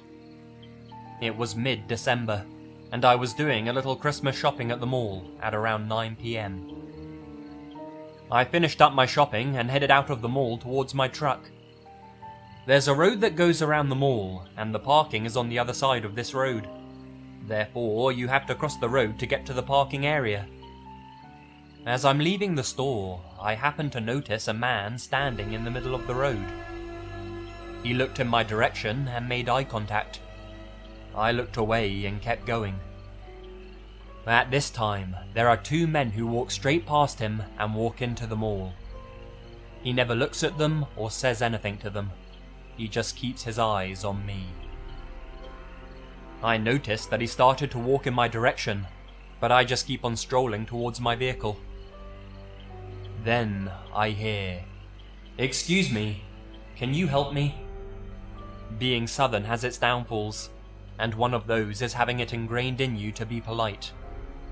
I simply just asked him, "What do you need?" He looked around for a moment and said, "Could you help me start my car? I think my battery is dead." Now, I may be Southern, but I'm not that polite, nor am I stupid. Please remember that I am very much pregnant and alone in a dark parking lot. If he was really having car trouble, is it likely that he would have asked a pregnant woman to help rather than those 2 men who walked straight past him? Doubtful. At this point, I know it's time to go, so I just say, "Sorry, I can't help," and I keep on walking, a little faster this time. I still see him out of the corner of my eye, following me. I have my keys out, and I'm ready to go as soon as I get to my truck. He's still coming. "You really aren't gonna help me? I just need a jump." Again, I say, "No, sorry." I finally get to the truck, unlock it, and jump in. He's practically running towards me now. I lock the doors, and I tried to get the key into the ignition, but I was shaking so much at that very moment that the damn key would not fit in.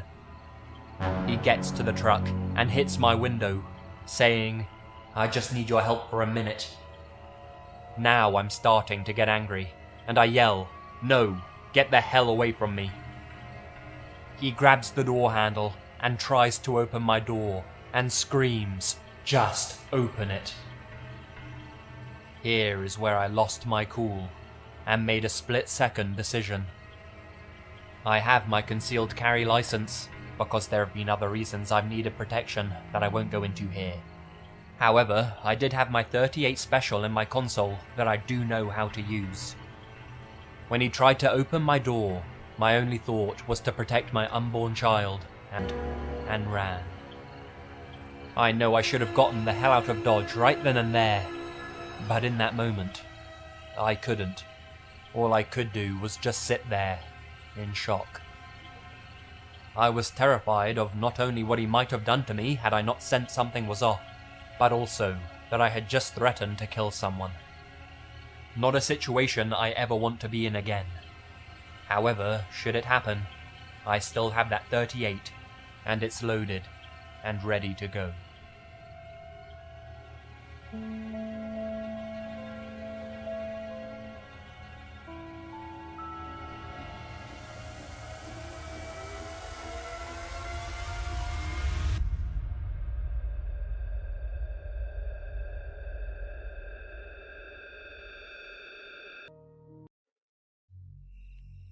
I used to work at Domino's, and I would often run into weird or freaky people while delivering. This is one of those experiences. I came to this weird worn-out house in horrible condition. The grass was tall, and it had a bunch of trash scattered throughout it. It also had a couple of windows that were boarded up. It looked completely abandoned, but the lights were on through some of the windows. I was a bit scared to go in, so I knocked on the door, and an old bald man with a mustache and glasses opened it. As he did, a putrid odor that smelled like something had died there hit me, and he began staring at me very intensely. He said, "Hello," in a very monotone way. I said hi as happily as I could act. As I handed him the pizzas, he said, "Thank you for the pizzas." He ordered 4 pies, and that kind of concerned me because it didn't sound like there was a party. I just replied with, "You're very welcome," with a fake smile. I avoided eye contact because I was very scared by this point. That's when I heard a couple of screams from another room. It sounded like children. I asked, "Who was that?" And he just answered with a straight face, "What are you talking about? I heard nothing." I knew I heard something, but I just decided to ignore it. I gave him the pizzas and he gave me the money, and all of a sudden, he just started touching my hair. He said, "Your hair's so soft and long and thick. It's just a vine." This scared me, and I pushed his hand off of me and ran back towards my car and drove away. I knew I should have called the cops, but what if those kids were just his grandkids and they were playing, and those screams were playful? Maybe he just got pizza for them. I really don't know, but I know something was off about him. I've been told that I'm a great judge of character. I hope those kids were okay. I honestly just don't want to know what happened.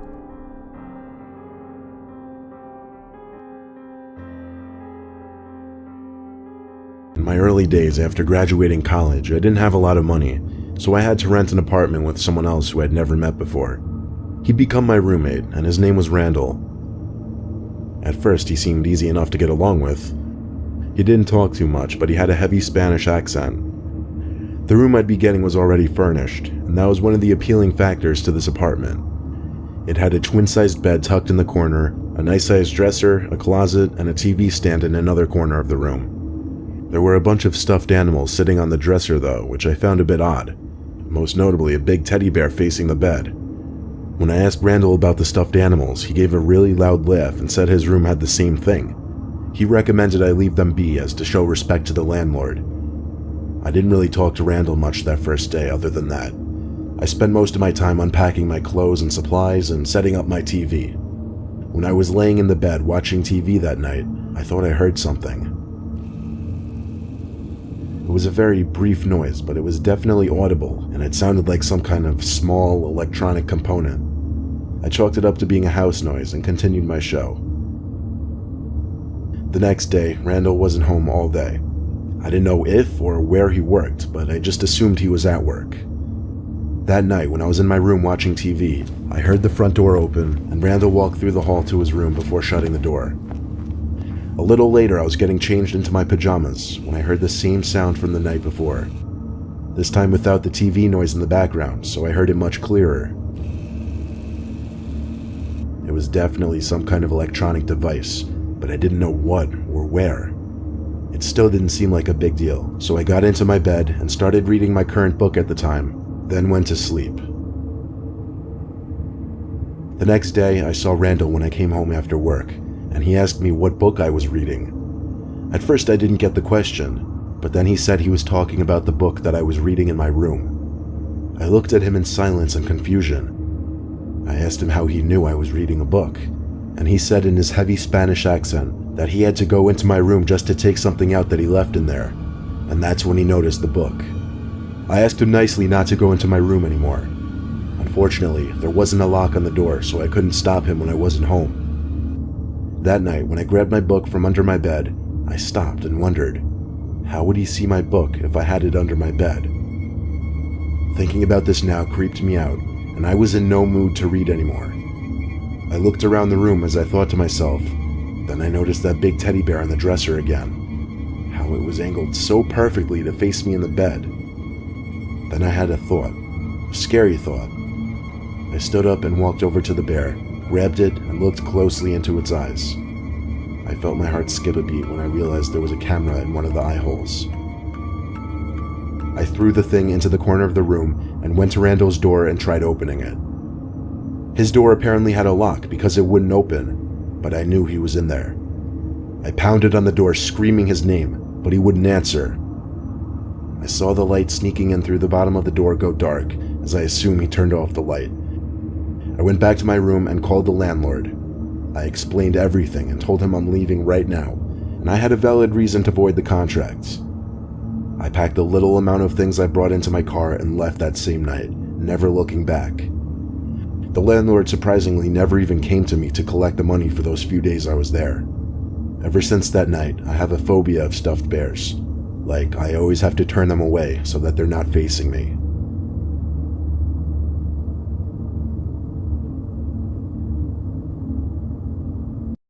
This was about 6 months ago in the summer, southern hemisphere here. I tend to order a fair bit of pizzas since hunger is a thing, and pizza is pretty much my only option for delivery since I don't drive. Now, I'm the kind of girl who doesn't wear pants if I don't have to. Oh, the weather's about 25 degrees, no pants for me. I have one pair of shorts that I love to wear, but only around the house, so obviously I put those on as I'm expecting a pizza delivery and can't exactly open the door pantless. I open the door, accept the pizza, and begin eating my dinner by the television. Not too long into my meal, I get a message on my phone. I've deleted the messages, of course, but in the first message, the sender calls me by name, which is strange as I prefer my nickname, and asks if I'm home alone often with a winky face. Okay, way creepy. Who is this person? Between me asking who on earth they are and how they got my number, probably a mistake on my part, they begin to describe exactly what I was wearing, and I get a horrible sinking feeling. This person has my number, my name, and how I'm dressed. I realize that the only way they could know this is if they were the guy who delivered my pizza, as I had to use my name and number to order. And if that's the case, this person knows where I live too. I put the number into Google and checked the first few results. They're a local, and I've actually seen this person around on one of the buy, swap, sell pages on Facebook.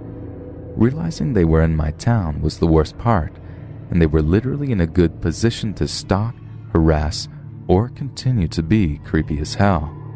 I ended up drawing all the blinds, crawling into bed, and pretty much making myself into a blanket burrito, staying as still as I could for a few hours. I was genuinely scared out of my wits. Thankfully, I've yet to hear from this person again, after threatening police action. A month ago, my girlfriend and I got engaged. We moved into a new apartment and began living together. It was the first time either of us had shared an apartment, so it was a new experience for the both of us. We were deeply in love. I knew she was the one I wanted to spend the rest of my life with, and I thought she felt the same about me.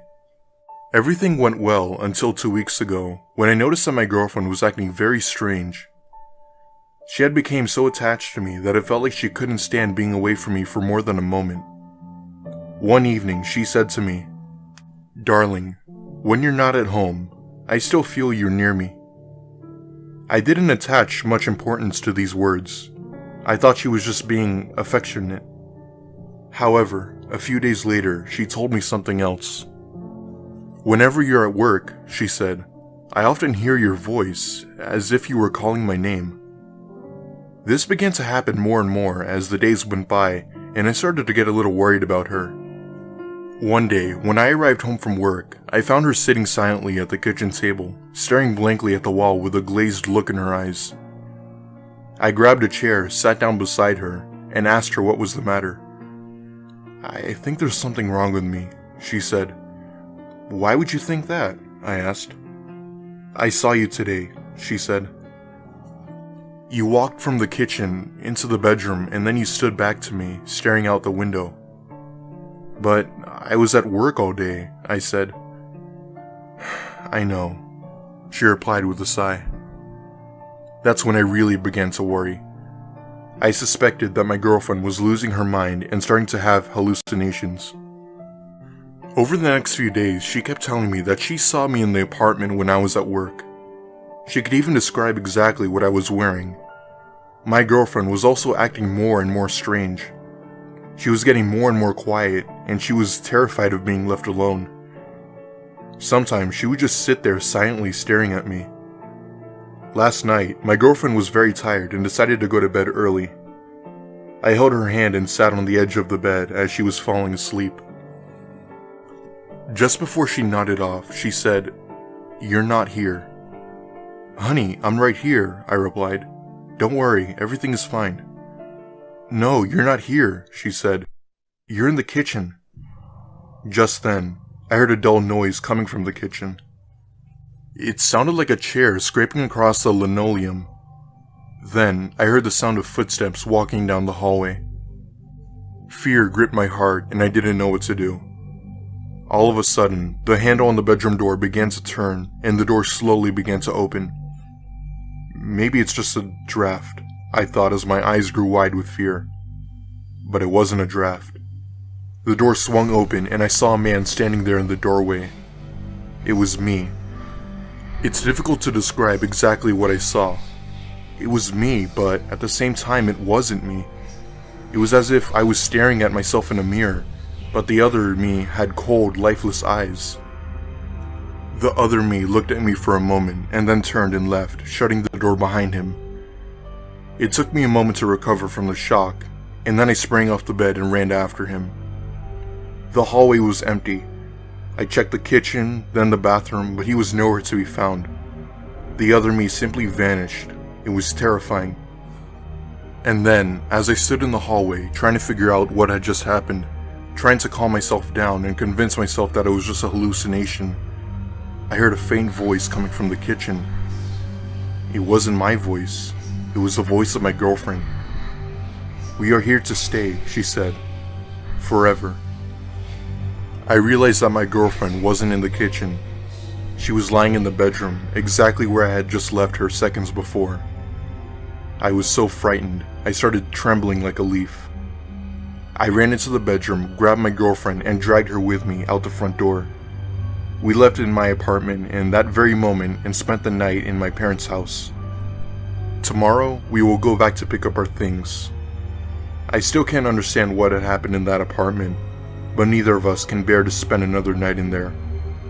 Hopefully, when we pick our things up, all will be well and no one will be there.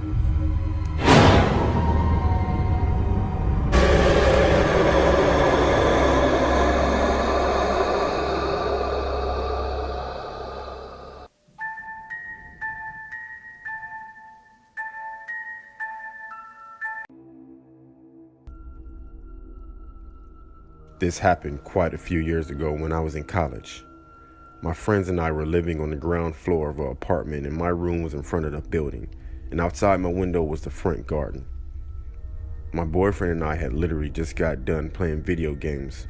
I was tired, so I put my head on the pillow and glanced to my right, which is where the window was. There was a gap between the curtain and the window, and I was met with a pair of eyes watching me. We both had the instinct to look away and quickly look back. At this point, I shouted to my ex that there was someone watching us from outside. He jumped and opened the window and shouted things at that person. He could see the grass was disturbed, so someone had been there, and by the looks, it had been more than once. From further inspection the next morning, we found out that he had jumped a small hedge and exited through my neighbor's garden. We never found out who that man was.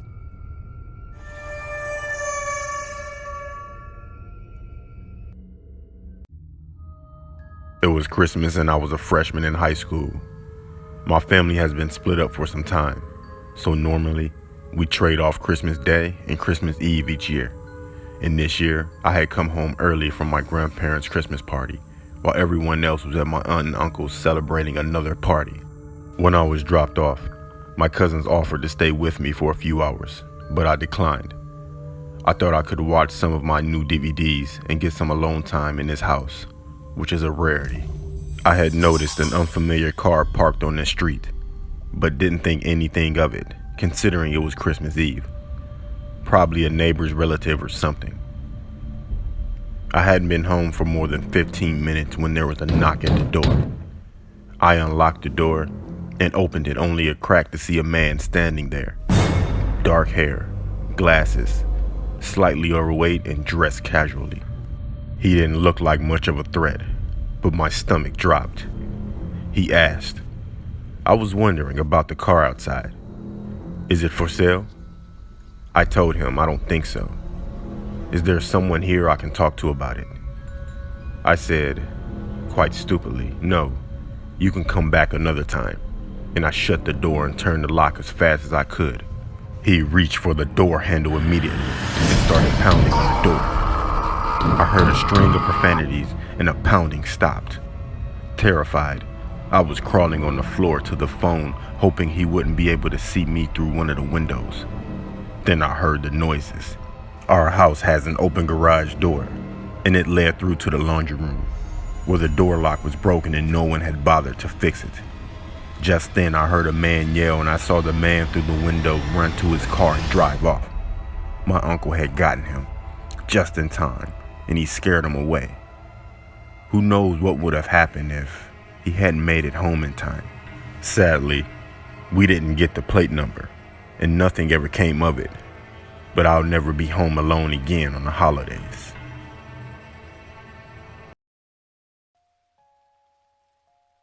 I generally try to keep my cases private, but I'm willing to share just this one because it's so noteworthy. I was working a case for this woman a few years back. She was an absolutely gorgeous lady. Youthful, slender, dark eyes and hair. A real catch. Yet despite all of that, she thought that her husband was cheating on her behind her back. I asked her what aroused her suspicions. Had she found lipstick on one of his shirt collars? And the smell of another woman's fragrance on his clothes? She said that she had no physical evidence. She just said that her husband had started acting a little off, coming home an hour or two later than usual, seeming a little colder and more distant. She figured he had taken a lover. Well, the wife had plans to stay at her parents' place that weekend, so what we decided to do was lay a trap to find out for sure. When her husband was at work, she let me into their house to place a few nanny cams and audio collecting devices around the joint. In my country, that's all above board and legal. Makes the job a lot easier than in some other places. Now let me tell you, their house was an absolute palace, and it turns out that the rich one in the relationship was her. Gorgeous and rich. I remember thinking that her husband must be an absolute moron if he was cheating on a broad like this. All the cameras were in place, and the woman leaves for her parents' place while I monitor the footage from my van outside. A couple of hours pass, and sure enough, in walks the woman's husband. This unremarkable sales type. A real suit. If a guy like this was cheating on a girl like that, he must be a real idiot. Another hour or two go by as I just watch this guy lazing around the house. Surveillance can be the worst. Sure enough though, someone eventually comes to the door. Busted, I think to myself. But it's not a woman. It's another man. Okay, now things were starting to make sense. But it's not what you think. This wasn't a lover's rendezvous. This was a business transaction. As I listen in to the conversation, it starts to become apparent what's going on. The guy at the door was a hitman. The suit wanted his wife dead, presumably so he could inherit her huge fortune. While his wife was away, this bozo was showing the would-be killer the layout of the house to make his job easier. That was their plan, to make it look like a home invasion gone wrong. The husband was going to conveniently be away from home on the night it happened. Had this woman not come to me when she did, she'd have had days, literally days, left to live. Needless to say, I contacted the police immediately. Of course, the two of them denied everything, but I had all the evidence needed to ensure they'd go down for conspiracy to commit murder. That's 2 life sentences right there, and 1 life saved. So there you have it. Those two arseholes are rotting in a cell somewhere. The woman got more for her money than she could have ever imagined. And when people ask what the most interesting case I ever worked was, I get to tell this story and feel like a bit of a hero. I was on an equestrian team throughout middle school with about 9 other girls. My coach's name was Deborah, and one of the most awesome things about Deborah was that she'd always take our teams on reward trips or events. Trips included outings such as movies, water park dates, or just barn sleepovers. This particular trip was a trail ride overnight. We were ecstatic as trail overnights were only a summer thing, and it was one of the first ones of the year. Basically, a trail overnight was a weekend that we would go on a 3-day-long trail ride. We'd pack a bag or two, meet up on Friday morning at the stable, load up our horses and bags into the 3 trailers, and be on our way. That was exactly how it happened this particular trip. Everything went exactly as it should have, and we set off to a trail near the Sleeping Bear Dunes, as I live in rural Michigan. Things got odd a few hours into the trip. We had all left at about 7 in the morning, so that left us with plenty of daylight to do fun stuff after we got settled into the campsite. Deb had us all saddle up to go along the lakeshore trail. Once everyone was in the saddle, we set off on a narrow, single-file only trail that wound through some woods and eventually would lead us to an overlook of the beach. I was completely in my zone. My horse, Aries, was not. It was like he and a few other horses were sensing something that nobody else did. But we chalked it up to being in a new place that we had never camped before. Being that Aries was a Mustang, I thought maybe his wild instincts were kicking in after a few years of being domesticated as well. At about 7 o'clock that evening, while Deb and the stable hand Carla cooked up hot dogs and the rest of us had to come back from swimming, I decided to take Aries out for a quick trot and a loop around the campsite in hopes to calm him down. I grabbed my helmet and mounted up, not bothering to grab reins or saddle up, and just tied the lead rope to the other side of his halter. The ride went how I expected it to, with Aries acting up, although this time his behavior was different. He didn't just seem agitated, he seemed distressed, like something was really scaring him. I looked around and couldn't see a thing. No deer, no bears, no other horseback riders or mountain bikers or anything. I decided to go down a little trail that would wind back up at the campsite after about 5 minutes rather than just going in a loop. This is where it hit the fan. We had been going for about 2 minutes on this little trail when I started feeling funny, like we were being watched. I turned around and nobody was there. At one point of the trail, we came across a big boulder, and this was where Aries stopped completely. No amount of nudging or encouragement budged him. He absolutely refused to go any further. I slid off his back and tried pulling him to no avail. That's when I noticed where his eyes were focused. He wasn't looking at me, but over my shoulder. Slowly, I turned around and saw a tall, dark figure about 50 yards away, maybe less, standing ahead of us on the trail, not moving, even though I'm sure he heard us. I didn't know what to do. Was he a hiker? It was obviously a man, but he had no pack, no bike, nothing. He was holding something in his hand though. A walking stick, maybe. I didn't want to bother him or go near him as his presence had given me the creeps. I whispered to Aries that we were going back and slowly climbed on. As soon as I was situated and I looked back at the man though, my heart dropped. The figure had turned towards us, watching. I could tell because I could faintly make out the zipper of his jacket. There was no doubt he had seen and heard us, so there was no point in trying to be subtle. I offered a wave, trying to signal I was out of there and wouldn't be a bother. Aries was more than happy to oblige. When I looked back again, my heart dropped even further and I froze. The figure was getting larger. The man was chasing us, running at full speed. I saw what was in his hand, a machete? It couldn't be, but it sure looked like some kind of weapon. I said Aries' name loudly in fear, and he knew what I wanted. He kicked into overdrive as the man had caught up to about 10 yards away from us. Mustangs are fast, and Aries was no exception. That made hanging on without a saddle a bit difficult, but I somehow knew that if I fell, my life was over. And just my luck, I did fall. Aries had put some distance between us and the man to where I could no longer hear or see him, but it didn't take long for the machete guy to come within hearing range. The man came up over the hill of the trail and spotted me immediately. I knew I was doomed.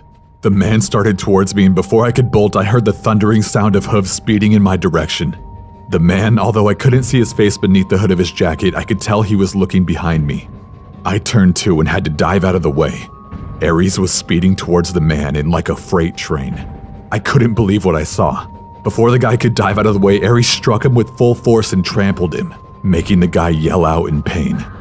He lay there limply, more than likely a bone or two was broken.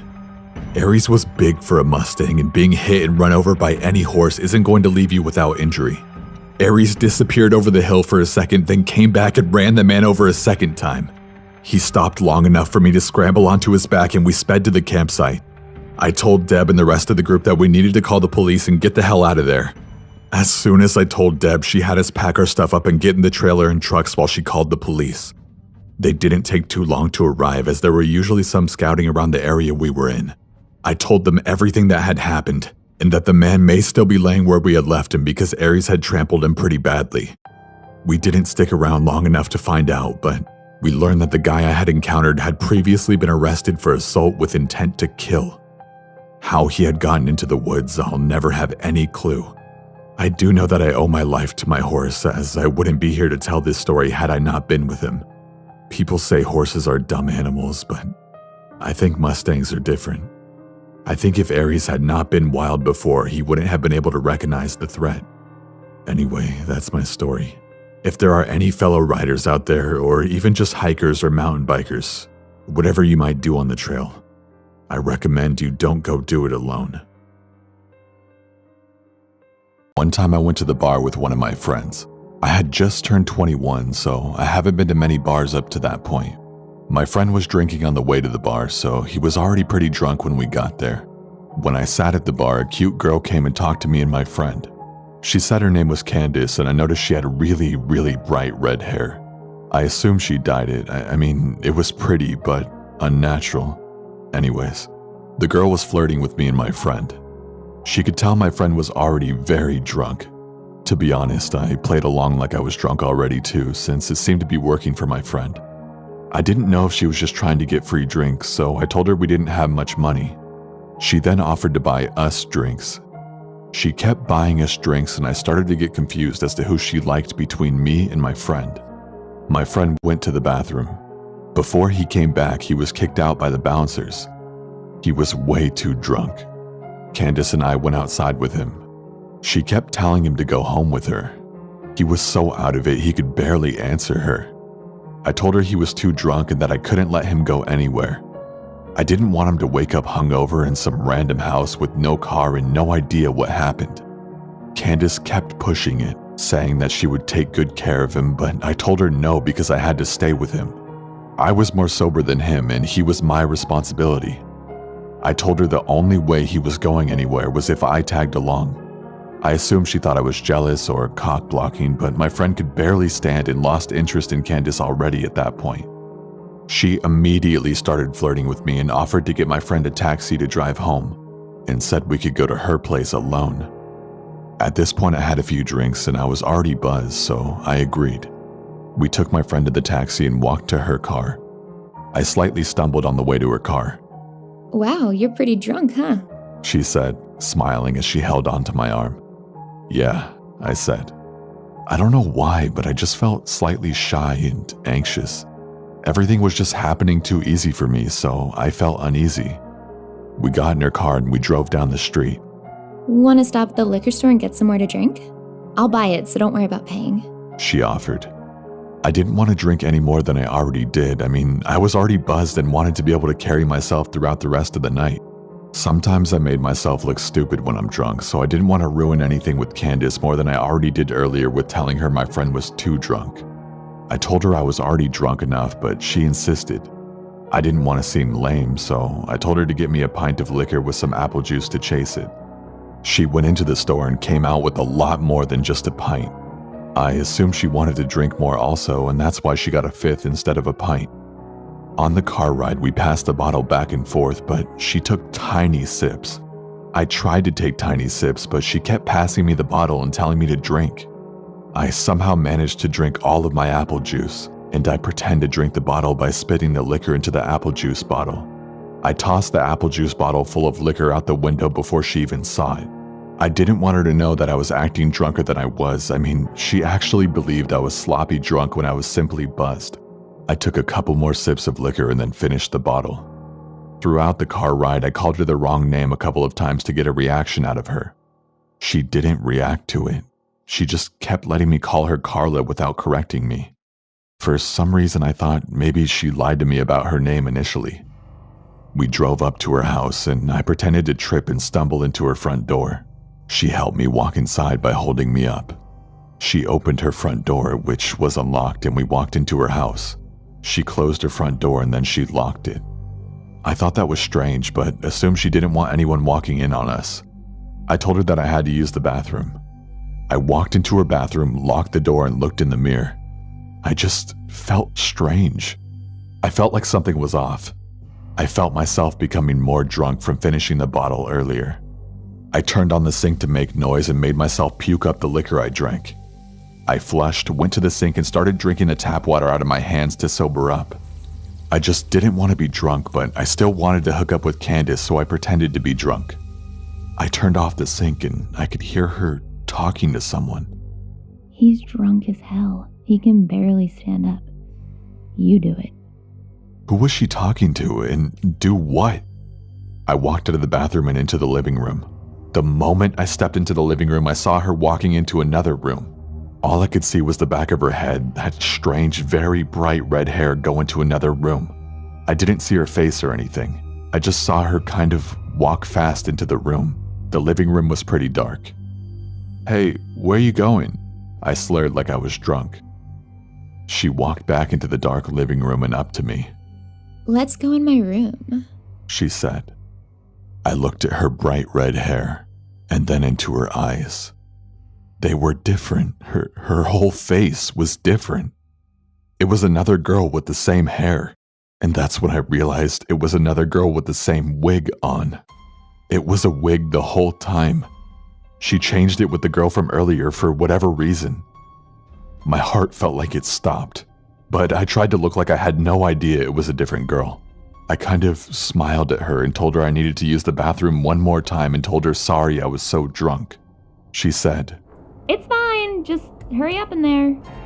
I went into the bathroom and locked the door. I heard her whisper something to someone again. This time I think I heard a male voice whisper back. I honestly didn't concentrate on listening to exactly what she said, but something sketchy was going on, and I had to get out of that house. I opened the bathroom window and jumped straight out of it, and ran faster than I ever have in my entire life. I didn't look behind myself or anything. I just ran straight through the backyard, jumped the fence, ran through someone else's backyard, hit a road, and ran towards the main road. I kept running down the main road until I saw a Star CVS. I ran into the CVS and stood straight at the front of the store in front of the camera. I called a taxi and went home. I try to think of what happened that night. What was she or they planning that night? Why did she tell me a fake name? Why was she trying to get my friend and I so drunk? I thought maybe a robbery, but she kept spending money on us. She kept buying us drinks and even paid for my friend's taxi cab. And mostly, why did she wear a wig that she gave to another girl to wear? Who was she talking to? What did it mean? And what was in that room they tried to lure me into? The next day after this incident, I went back to the house with a couple of friends to see just what was going on. Nobody was there. No cars, no people, nothing. Just an empty house. I ended up finding out that the house was a summer rental, and whoever those people were, they broke into that house and used it for only that night and never came back. Anyways, that's my story.